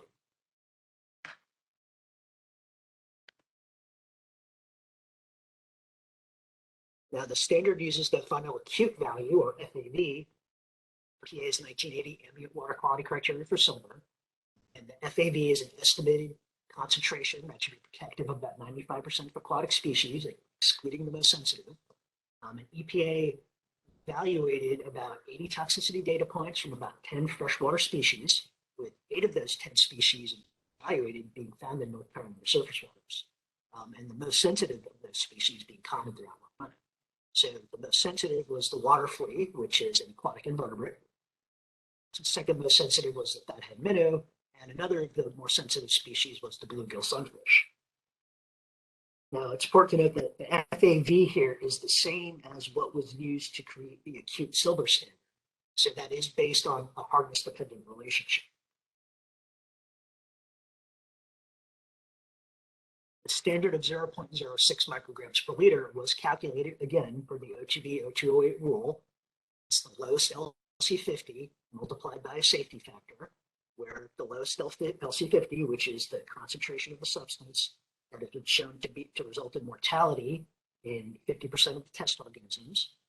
The lowest LC50 was identified as 1.2 micrograms per liter from that 1980 EPA final acute value, which was calculated at 50 milligrams per liter hardness, and the safety factor was 0.05 for the O2B O208 rule.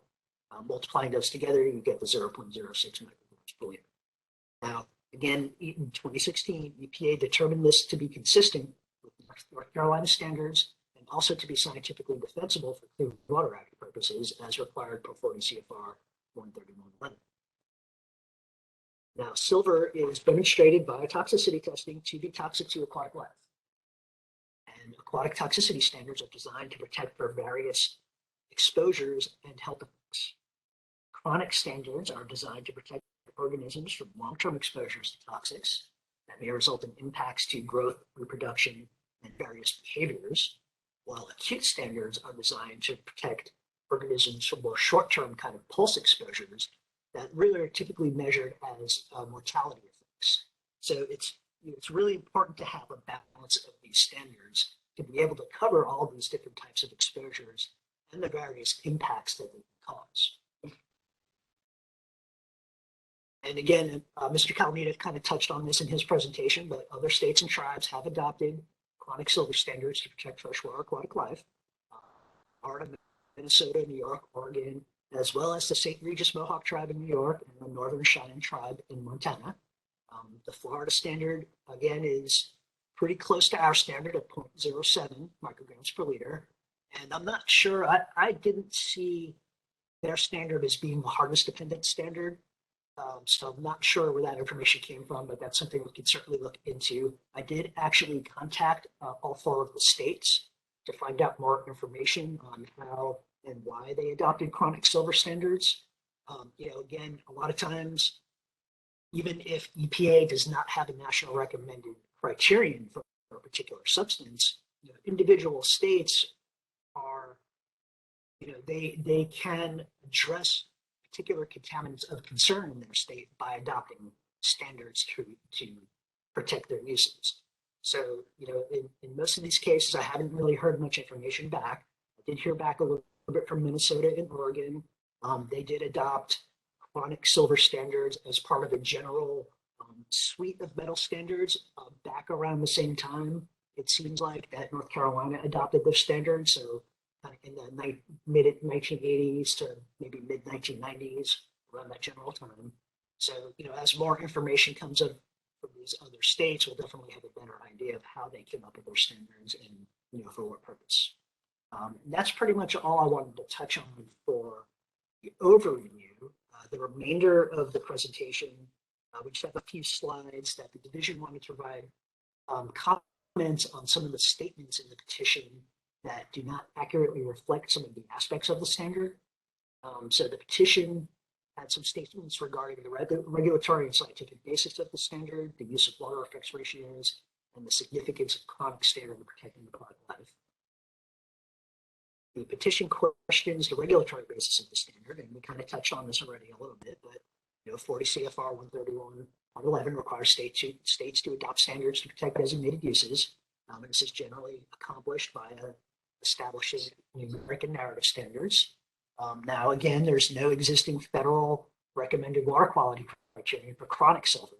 However, in EPA's acute criteria document, it does officially state that states still have the option to adopt chronic silver if they see a need to. And this is pretty much the same for all national recommended water quality criteria. EPA looks at national recommended water quality criteria on a national level. So there may be instances where states face specific challenges that they feel the need to adopt additional standards for. And that's why we have narrow standards such as 15A NCAC O2B O208, which indicates that toxics cannot result in chronic toxicity to aquatic life. This narrative standard also informs how to interpret that narrative standard through the calculation of numeric criteria. 2 minutes, Chris. Okay.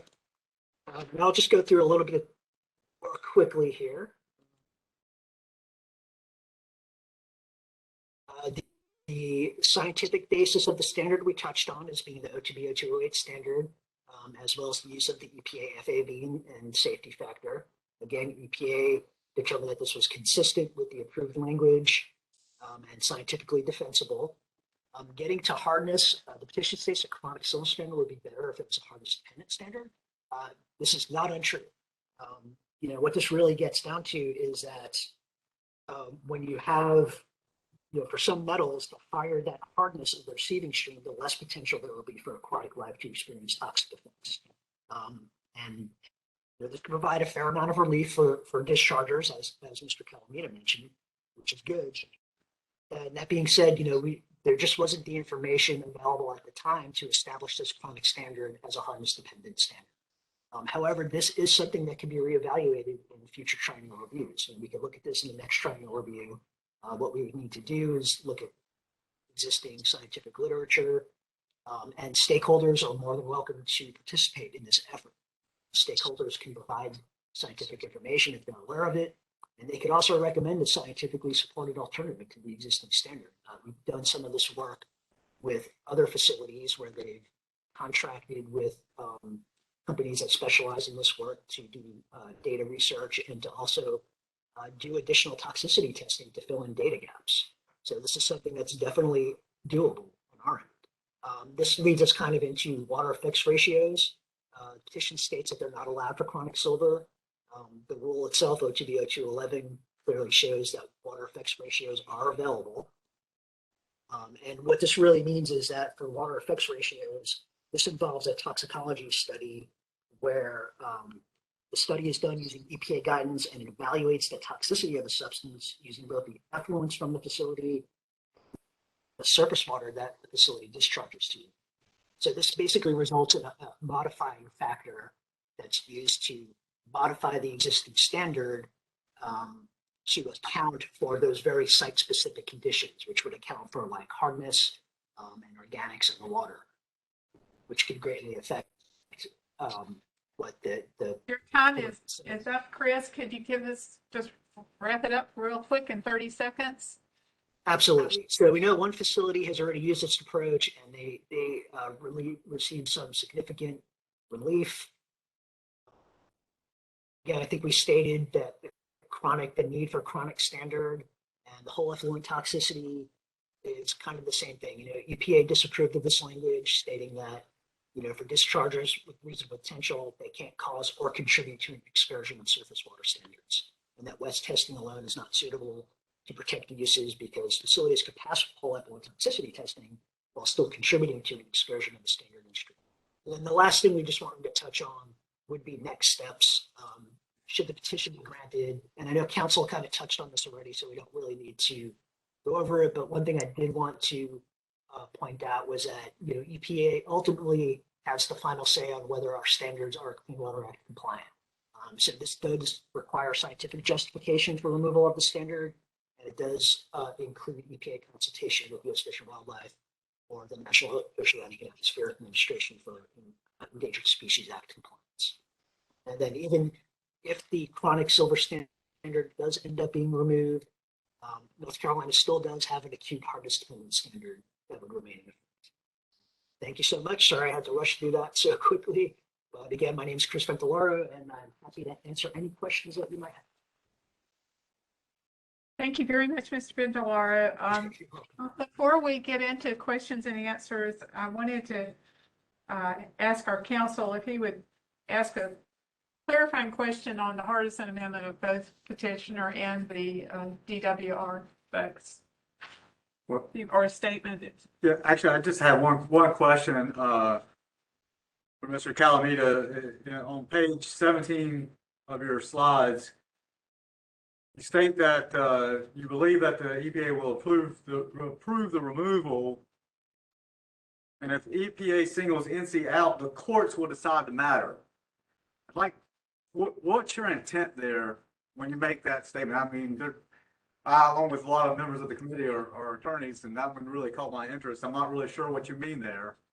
Are you suggesting that if the commission grants the petition, follows through with the deletion of the rule, and if it's approved by the Rules Review Commission, but then disapproved by the EPA, that the commission would have to sue the EPA? Or, I mean, what do you intend to convey with that statement?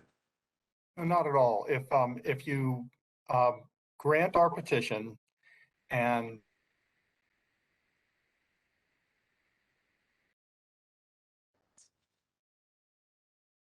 Mr. Calamita, you froze there.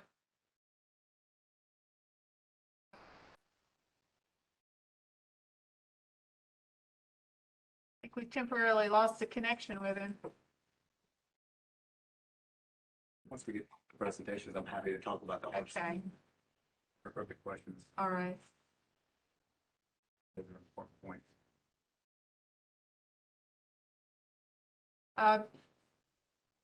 Mr. Shelton Sullivan, any luck with the connection with Mr. Calamita? Yeah, let me get him here. Let's see, where is he? Paul.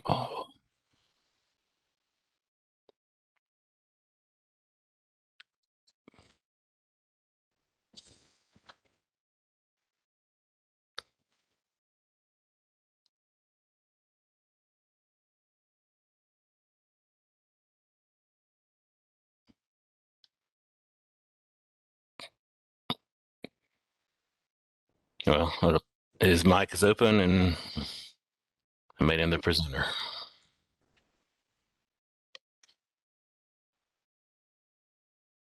Well, we see a gold triangle in the upper left corner. Oh, right. Looks like we lost him on his end, Sheldon. Okay. I can email him real quick. See if he's available.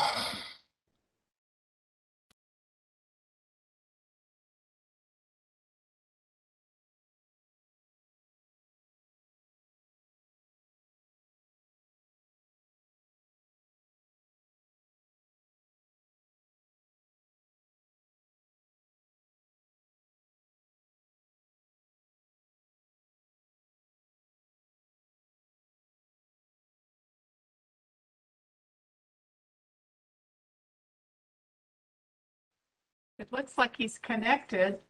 Mr. Calamita, can you hear us? There he is. We lost you there. I am so sorry. I wasn't sure if it was you folks. It turned out I'm in a hotel and it was our internet went down for a moment. Okay, that's fine. Can Do I you want- briefly Yeah, repeat sure. what I was going to point out? All Yes, I was suggesting was if you all withdraw the chronic silver criterion, either permanently or for DEQ to do a little more work on it to address some of the missing information Chris discussed, EPA would have to review and approve that. And if they disapproved it, the state or any individual stakeholders could challenge that disapproval. As to our group, I think we would feel compelled we had to do that because the consequences are so significant to the users, the innocent users of our system. And our view is that it would be arbitrary and capricious because EPA doesn't require this standard, never mind the most stringent standard of 45 out of 50 states. So we think a court would struggle to uphold an EPA disapproval. Thank you for explaining that. So now we'll move into questions. Are there any questions for either Mr. Calamita or Mr. Ventilaro? Madam Chair, this is Pat Harris. I just got some basic questions, I guess, and I'll start with Chris. But I did have the opportunity to serve as the hearing officer for this round of the triennial review. And I've been going through the comments. I haven't seen anything on this issue, but the triennial review does list the freshwater standards, and it does list the silver dissolved chronic. So my question to Chris, did you get any comments on silver? I can tell you the other ones that I noted, but I did not note any comments on silver. So I guess that's a question I have to see if anything came in on that front. You're on mute. Chris, you're muted, buddy. About that. Thank you for the question, Commissioner Harris. No, for this triennial review, we did not receive any comments regarding the dissolved silver standards. Okay. And I guess so in follow-up, I know we'll be reporting to the EMC at the next meeting on the final report. And then the triennial review starts again, basically. So there's nothing that would prevent this issue to come in. And the reason I ask that, there are a lot of metals here that we deal with. And this one's sort of being separated out in a petition. And I was just curious why this did not come in through the triennial review. So this may be a question to the petitioner, just to find out if there was something that prevented that, because that, and correct me if I'm wrong, but I would think that would get a lot more attention coming through this process, through the stakeholder process. And if we're missing tax information, I guess the next question would be to Chris, would we go after that information through this process? So I'm trying to get straight in my mind, do we have a process to properly address this and get that information that we need? So it's sort of like to both parties. So I don't know whichever one wants to answer it, but I was just trying to kind of, in my mind, try to figure out the best way to address this. And Paul, feel free to go ahead if you would like to answer. Sure. I think it's fair to say the department has been well aware of our concerns about silver. I know the city of Greensboro previously raised this issue in a prior triennial review to no avail. I will tell you, this is the third petition I've filed over the last maybe 18 months or so. The first two were found to be defective we didn't attach the page or the whole regulation. There was a series of Paul Calamita not getting it right. So the department has been very aware of this issue. The only suggestion I would point out to you is time is of the essence. With the 2019 removal of the action level for chronic silver, the public wastewater systems now have to implement the restrictions on the users of their system based on this chronic silver criterion, which is the most stringent of the 5 in the states in the country that have it.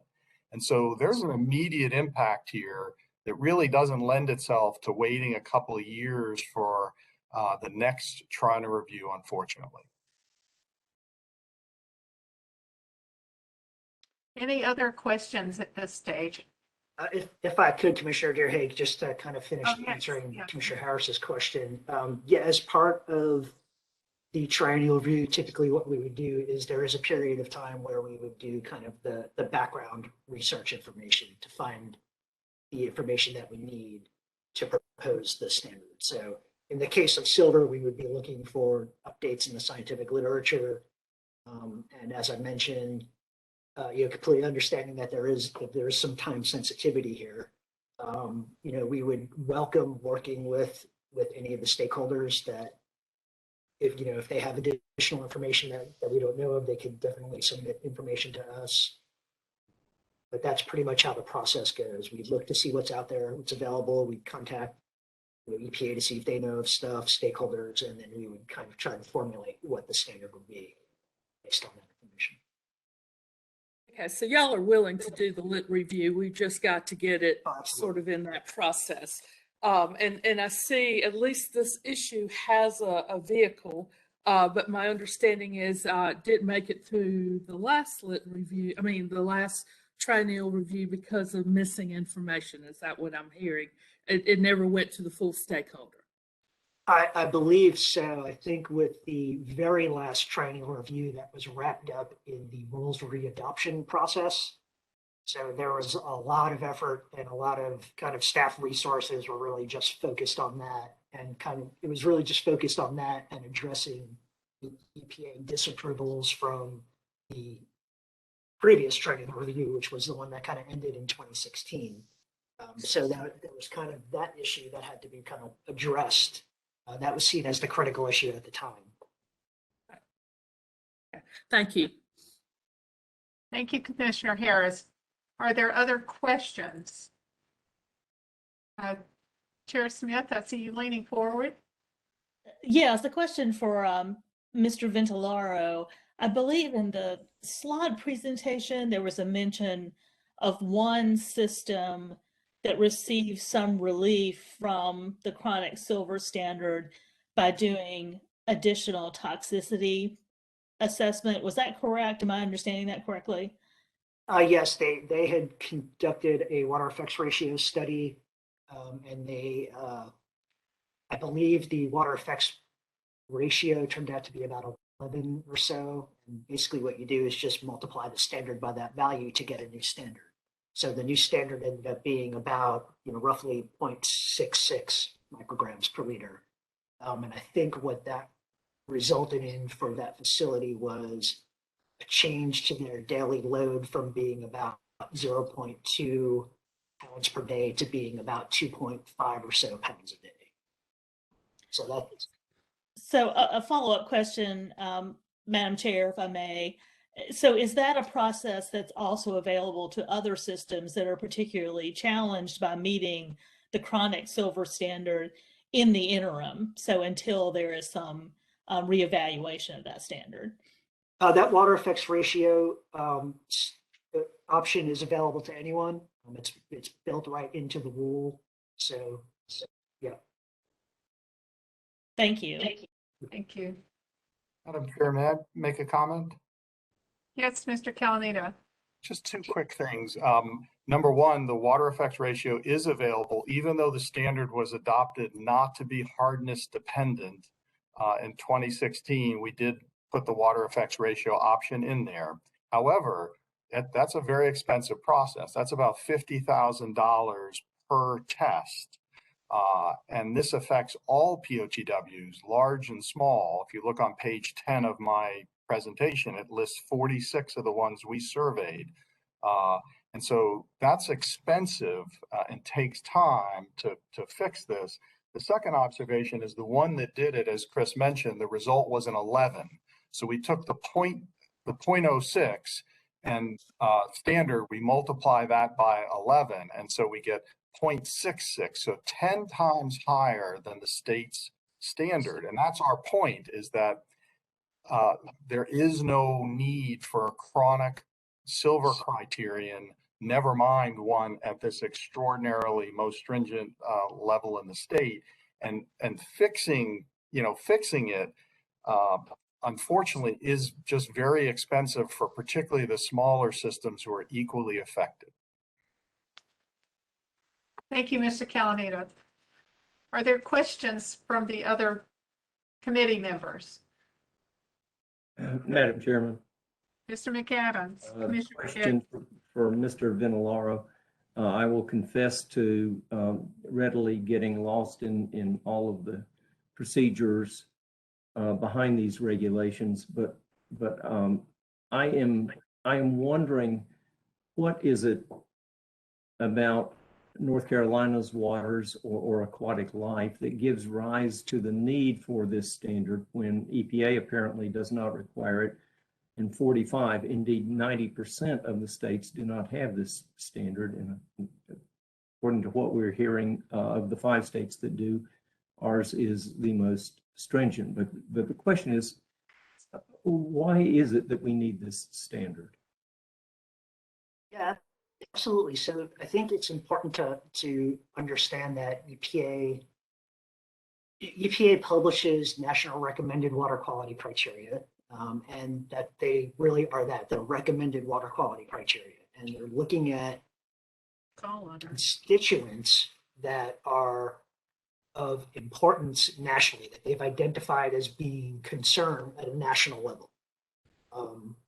So it's not so much that they're requiring that we only adopt an acute standard. It's just that based on the information at that time, they basically said, we have the scientific information to recommend an acute standard. We don't have the scientific information available at this time to recommend a chronic standard. That being said, states have the option to still do that if they find a need. And I think that's what this really comes down to, is that back in 1989 or the mid to late 1980s, the department and the commission at that time identified a need because of those facilities that were discharging silver into the surface waters. Now, I agree that having a hardness-based standard would be great, but again, that's something that we would really need to look into to develop, if that information is out there. But in the interim, we have water effects ratios that really address those site-specific concerns for those facilities. And I don't know the exact cost. I don't know. I've never heard $50,000 per test. I've heard maybe $5,000 or $10,000 per test. So I don't know how accurate that is as far as dollar costs, but I guess that's something that can be looked into. But I hope, does that answer your question, Commissioner? Well, it gets at it, but if I may follow up, Sure. and I appreciate this, and Mr. Vinilaro, you presented to us a number of times, and I respect you and the department greatly. But in our role, there are just some things I want to try to get to the bottom of when we are requiring something that's causing hardship on all these municipalities that are operating wastewater treatment plants, and 90% of the other states don't require it. In your presentation, chronic standards can result in impacts to growth, reproduction, and behavior of aquatic life. Have we found that to be occurring? Have we found that to be the case? That's a good question. I can't say directly. I mean, we haven't really been analyzing for chronic silver because of the action levels. So this is still kind of new on our end as well. With the removal of those action levels, it takes time to kind of shift over to see what's happening out there. So, really what we're looking at is the potential for toxicity to occur. And, if we have scientific information that shows that there's potential, then, that's kind of what we have to act on. And, further information, it's really, it can be kind of hard if we have staff out doing bioassessments, it can be hard to narrow down what specifically is causing that. And that's why we have these laboratory studies to show that, toxicity does occur. Okay. Is there data from the other 40, from the waters of the other 45 states?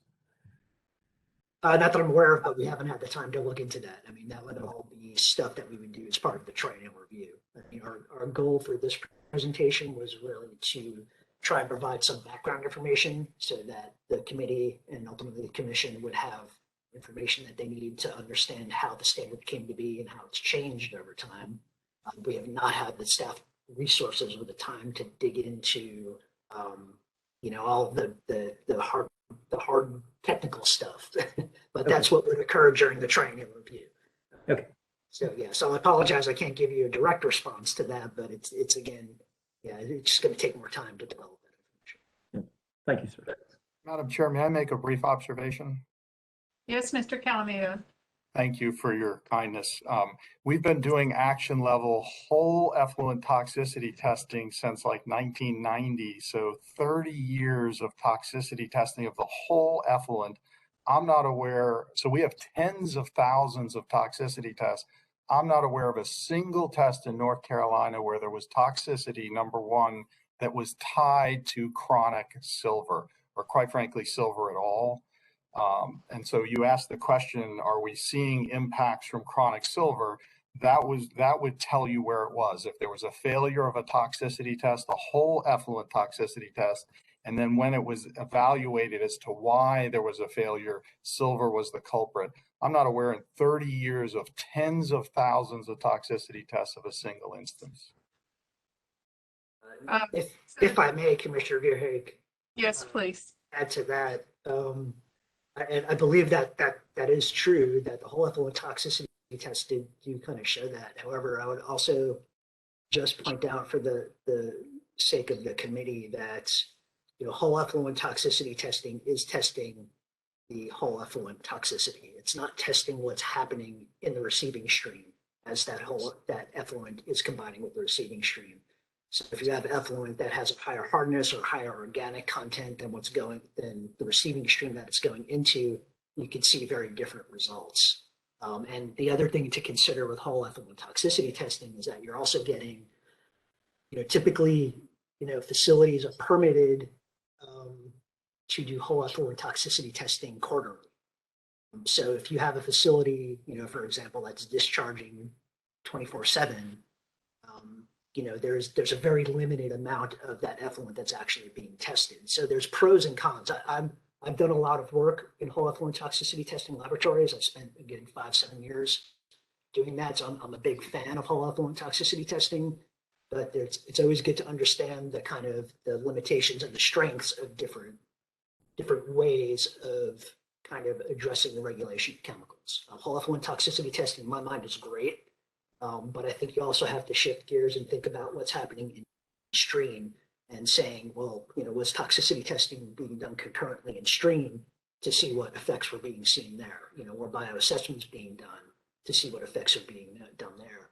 And that really goes back to the water effects ratios, where they're doing studies that use both the effluent and the receiving stream to figure out, for that site-specific area, what's an appropriate modifier to that standard. And again, I'm not arguing that the standard couldn't be updated or revised. I think that's a very worthwhile attempt, a worthwhile thing to do. But I think it's really important to consider all of the information that's available, including the toxicity information from literature, as well as what we know from effluents and site-specific conditions. Thank you, Mr. Ventolaro and Mr. Calamita. So at this point, I would like to share a few observations as well. It's been a very useful discussion. I think we've heard a lot of good information that can justify the need for working to improve this standard. And as Mr. Calamita mentioned, an identical request to remove the standard was submitted by the City of Greensboro during the triennial review in 2019. And that was considered by the hearing officer, our former Chairman Myberg at that time, and rejected and fully accepted by the EMC during the triennial review vote in 2019. The first objection to relief from the standard or termination occurred in 2016 with the triennial review, when it was rejected for the action level, I should say, for the chronic toxicity standard by EPA.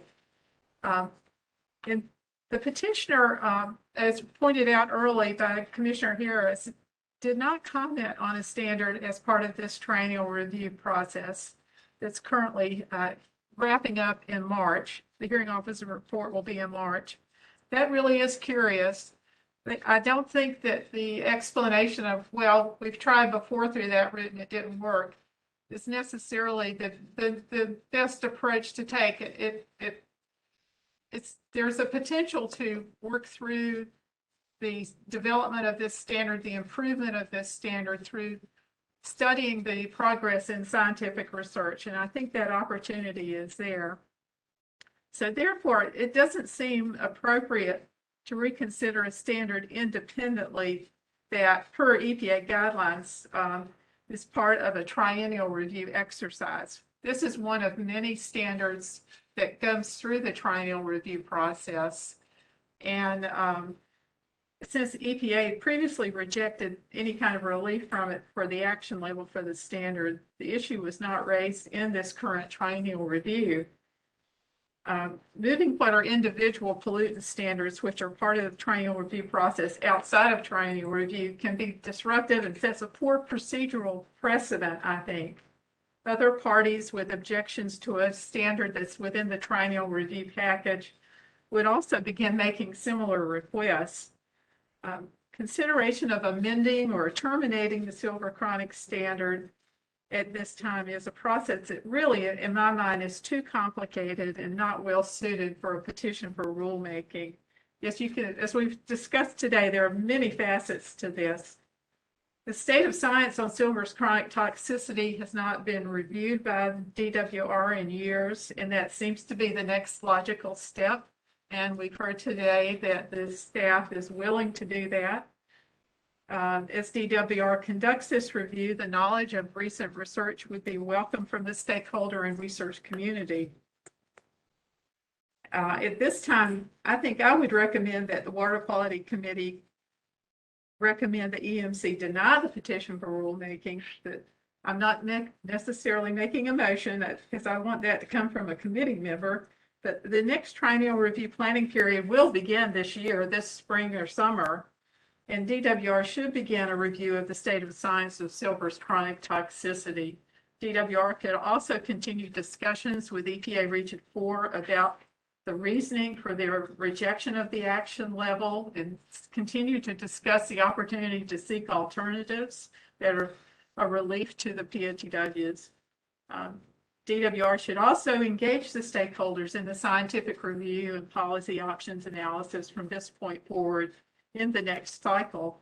As the petitioner mentioned, there might be possibilities, as you've heard from other states, of an ionic form of silver standard, or something that may have hardness associated with it.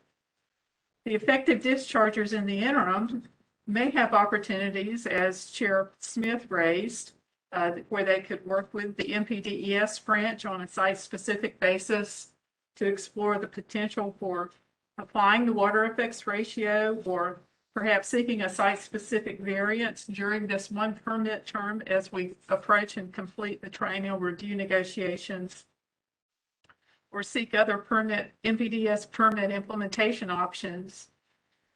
The bottom line is that 02B 0208 requires protecting aquatic life from chronically toxic substances, and silver has been demonstrated to be a chronically toxic substance. It has a potential, and it's demonstrated, an irreversible damage to populations of organisms at the bottom of the food chain, such as water fleas and fathead minnows, which could have major adverse effects up to the food chain, including our treasured rainbow and brown trout in our trout waters of North Carolina. So for that reason, I think I would recommend to the committee that they recommend denying the petition, but encouraging and hopefully assuring that the Division of Water Resources would work with this petitioner and his organization to seek better solutions to the dilemma that they find themselves in. Yes, Counsel Reynolds. Madam Chair, I just want to make 2 points. I am equally propelled for the committee as your legal counsel. I want to address 2 things. One is actually more anecdotal than of legal substance, and that's the implication that rainbow trout do not exist in North Carolina. Having grown up in the western part of the state and fished a lot of those waters, I can tell you that they do. They're stock species, or originally were stock species, but rainbow trout do exist. So I give you that sort of as a lighthearted anecdotal rebuttal. But the main one that I really want to emphasize is what I heard and what I read and what I saw about the implications of 150B-19.3, which we all sort of refer to as the Hardison Amendment. The implication that you've heard today, or the assertion that you've heard today, is that the Hardison Amendment prevents you from adopting any regulations that the federal government has declined to adopt itself. So here, in this instance, the argument and the assertion is that because the federal government has not adopted a federal standard for silver in the same way that the states have, that somehow you as a commission are prohibited from adopting your own. And that is flatly false. That is not the correct interpretation of the Hardison Amendments, or 150B-19.3. In fact, 150B-19.3 has a condition precedent that must be triggered before it even comes into effect. And that is the existence of a federal law or regulation on the same subject matter. The statute at issue states, an agency authorized to implement and enforce state and federal environmental laws may not adopt a rule for the protection of the environment or natural resources that imposes a more restrictive standard, limitation, or requirement than those imposed by the federal law or rule, if a federal law or rule pertaining to the same subject matter has been adopted. So right there, what the Hardison Amendment says is, if the feds have adopted a law or a rule on this subject matter, you cannot adopt a more stringent one. If, however, the feds have not adopted a law or a rule on the same subject matter, 150B-19.3 is not implicated in any way. For example, the commission last year adopted rules related to methyl bromide. I know Mr. Carter served as a hearing officer for that along with Commissioner Arata, so he knows well. Regulations for PFAS, PFOA, 1,4-dioxane, which we just dealt with in the last commission meeting related to discharges from SOC, or the SOC with the city of Greensboro related to its discharge. All of those are good examples of things that the federal government has not issued a federal regulation or law on the same subject matter, but this commission, under its state authority, has chosen to regulate.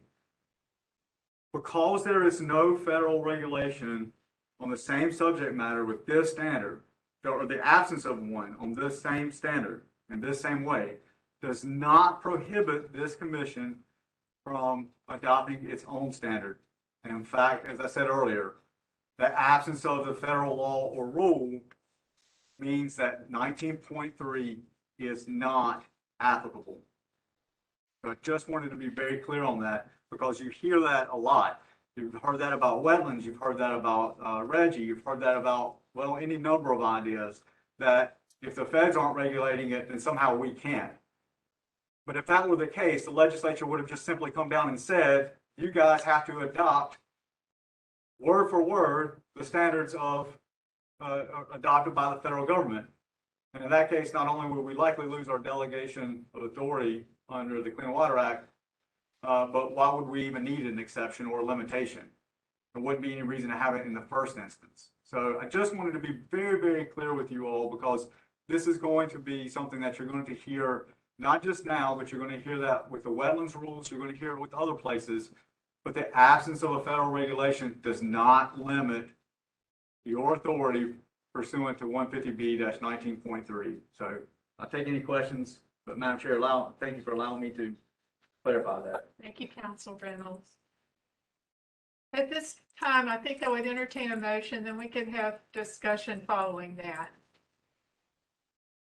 So your a motion.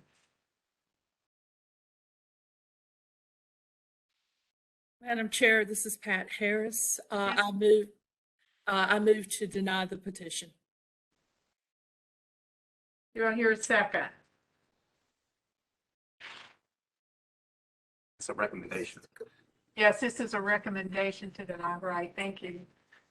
Do I hear a second to that motion? This is Commissioner Davis, I second. Thank you, Commissioner Davis. Further discussion?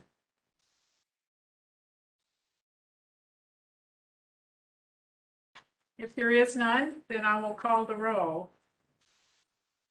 Commissioner Carter? Madam Chair.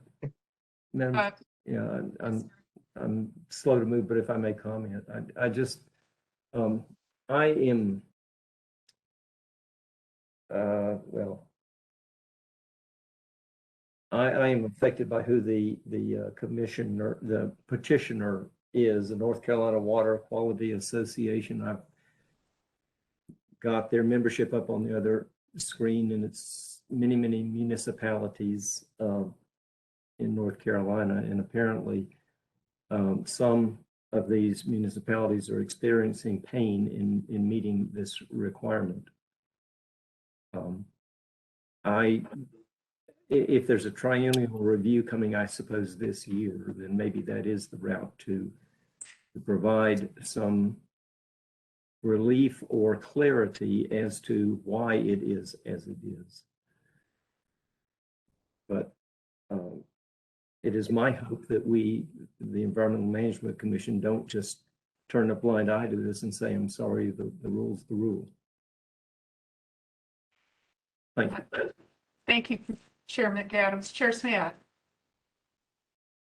Thank you. Yes, I think that's a very important point, and I don't hear anyone on the committee dismissing the concern. I mean, I do think it's important perhaps to reinforce a couple of the comments and some of the information provided earlier. There has been a very recent triennial review process, and it is, I guess I share Chair Deerhake's concern about beginning to address individual water quality standards through rulemaking petitions outside the triennial review process, especially given how recent that process is, and we'll be starting back into another cycle very soon. And given the nearness of that next cycle, it's also not clear to me that starting a separate rulemaking petition would be particularly beneficial, even in terms of timing. So I think there are good reasons to try to keep all of these water quality standards together and use a consistent process for approving them. But I also think, and I think Chair Deerhake made this point, that it's certainly appropriate for the committee and later the commission, if it so chooses, to emphasize the importance to the Division of Water Resources of working on this particular standard as part of the next triennial review process. In the meantime, I also think it's important to recall that there is a way that an individual system that has particular difficulty meeting the standard can address that on a system by system basis with the Division of Water Resources, and at least one system has already recently done that. And the last comment I'll make, I think I appreciate Counsel Reynolds' comments on the Administrative Procedures Act provision, because I think that's a very important point. Most of these federal programs, and certainly the Clean Water Act program, are structured in a way that direct the states to evaluate their waters, classify their waters based on water quality and aquatic life, and then adopt standards that are appropriate to protect those waters. So the entire approach of the Clean Water Act is to avoid a one-size-fits-all program in which EPA dictates all of the national water quality standards. That would not be appropriate or effective, because North Carolina's waters aren't Nevada's waters or those of Alaska. They're all very different in terms of the waters themselves and the aquatic life that we have to protect. So I do think it's important to remember that the structure of the Clean Water Act is to tell the states to do that work, look at their state waters, adopt the standards appropriate to their waters.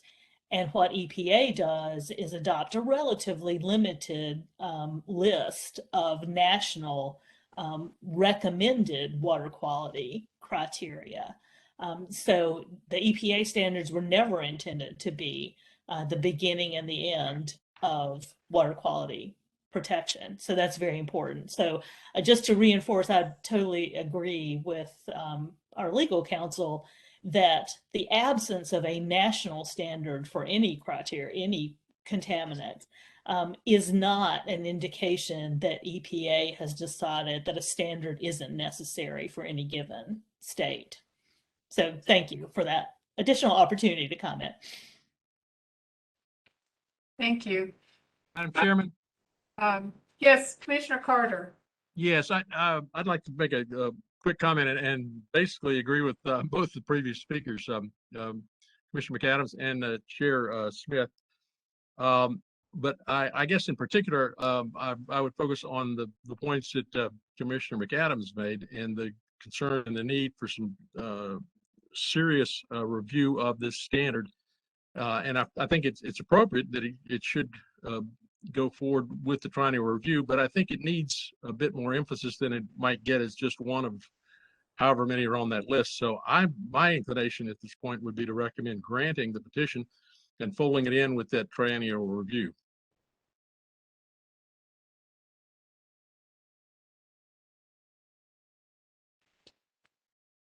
Are you offering a substitute motion?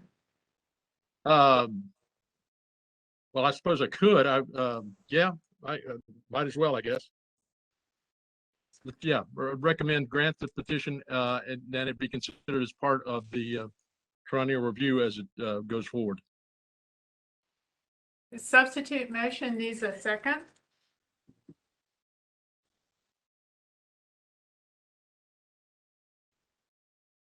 I'm not hearing a second, Commissioner Carter.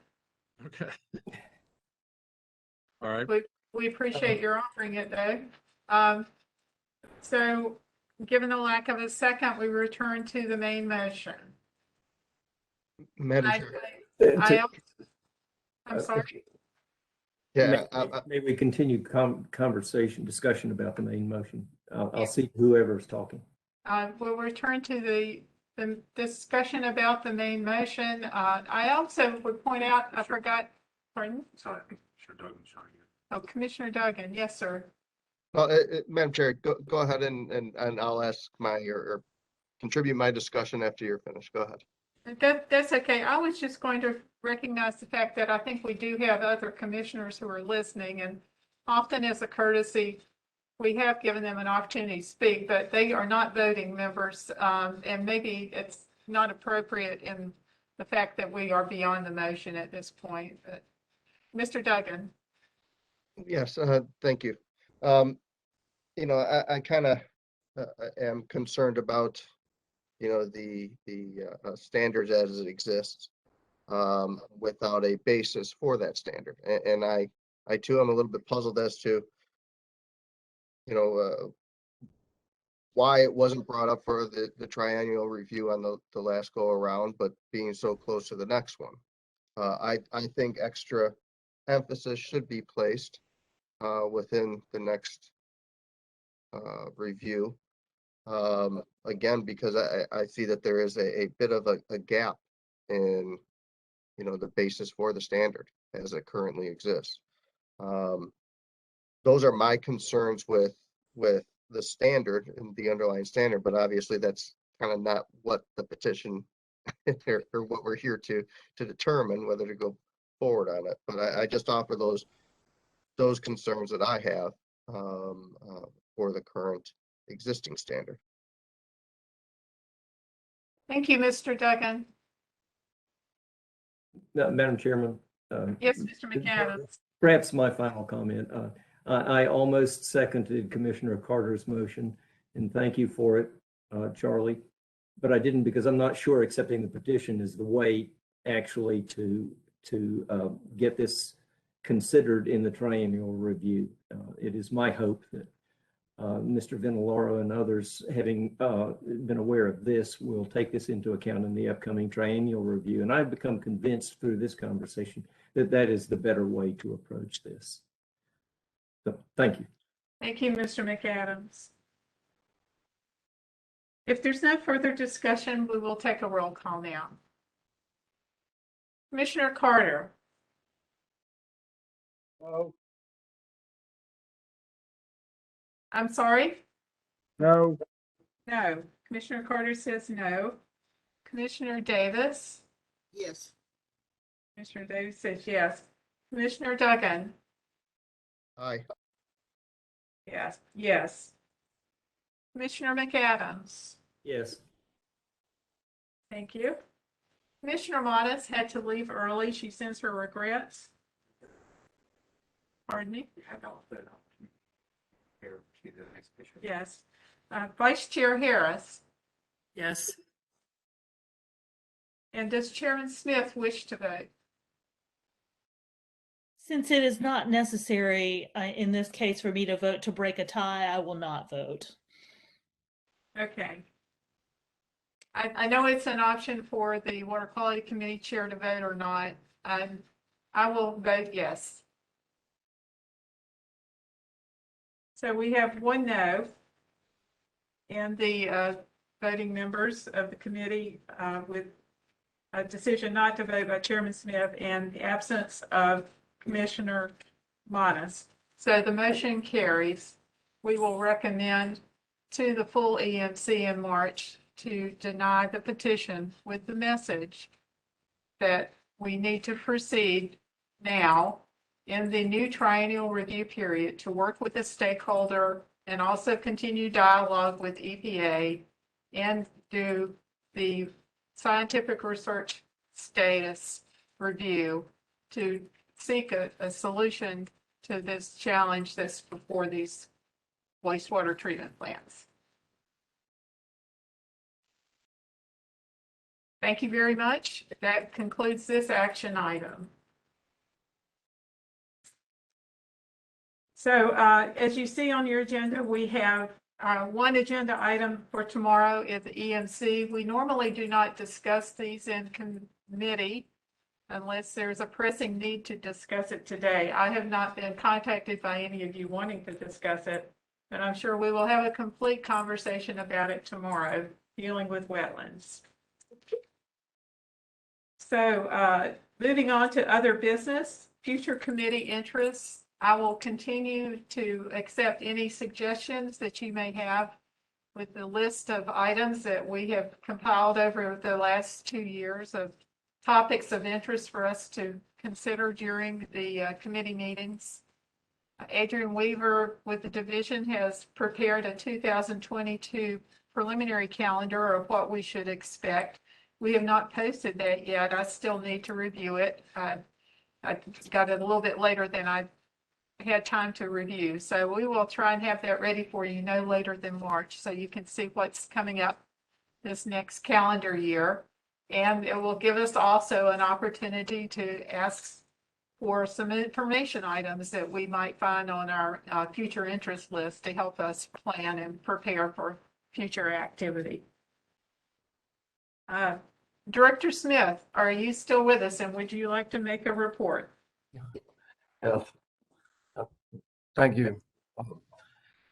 Good afternoon, everyone. Just had a few comments. I just wanted to give a quick update on some of the items the regional offices are doing or working with. During the last quarter of this year, the regional office has been working through and finishing up their animal feeding operation inspections. That's a calendar year inspection effort. And again, in keeping with some of the information you heard earlier about the drought conditions, the freeboard levels look in good shape too. It's just kind of in a broad brush on that issue. But that's been a big push focus this most recently with the regions. They are also working on MPDS inspections, and this is in keeping with the new MPDS or 106 fiscal year. The EPA fiscal year started October 1. So that's been really a primary focus on a lot of their field work. Also, we've been working on some internal safety efforts, doing hydrowater inspections, as well as continuing to be very diligent on the coronavirus concerns as well. And finally, I'd just like to thank staff for the presentations today. And also, I'd like to mention with respect to Division of Water Infrastructure, Water Resources have been really engaged with them and will continue to be on the viable utilities and ARPA process going forward. So we look forward to working with them and supporting their efforts in that way. So thank you for the comments. Thank you, Director Smith. That's good to hear about your engagement with infrastructure. Thank you. So now, any closing comments from the committee members? Commissioner Carter, any remarks? I don't know if he's still on. Okay. Nothing. No, I don't have anything. All right, thank Yeah. you. Commissioner Davis. No, thank you. Commissioner Duggan, we're glad you could join us today for our first meeting with you. And we look forward to you being with us for the rest of the year. Yes, thank you. And I look forward to serving on this committee with you all. I enjoyed the discussion today. And I look forward to many more. Thank you. Commissioner McAdams, Chair McAdams. Thank you, Chair Deer Hake. Just a comment just about the social structure of this and the other committees and the Environmental Management Commission itself. I have spoken an unusual amount from me in these meetings, but I want to say to all of us that I benefit a lot from us having discussion after these presentations. It really informs my thinking a lot to get the perspectives of others. And so going forward, just from me to all of you, I encourage us to talk about these things and bring forward your own points of view. I find that very, very informative. And after all, that is how we would come to consensuses on some issues. Not all of them will we have 100% consensus on, of course, but it sure does help to talk. Thank you. Thank you so much for saying that, Commissioner McAdams. We really appreciate that. Commissioner Harris, Vice Chair Harris, I don't have any comments. Thank you. and Chair Smith. Nothing for me other than thank you for the presentations. I thought they were very informative today. Good, thank you. Well, if there's no other business, then we'll adjourn the meeting. Our next meeting is scheduled for March 9th. But I ask you to please stay, especially committee members that are on the NPDES committee. We have a short agenda and a brief bit of business to take care of for that. So this Water Quality Committee meeting is adjourned.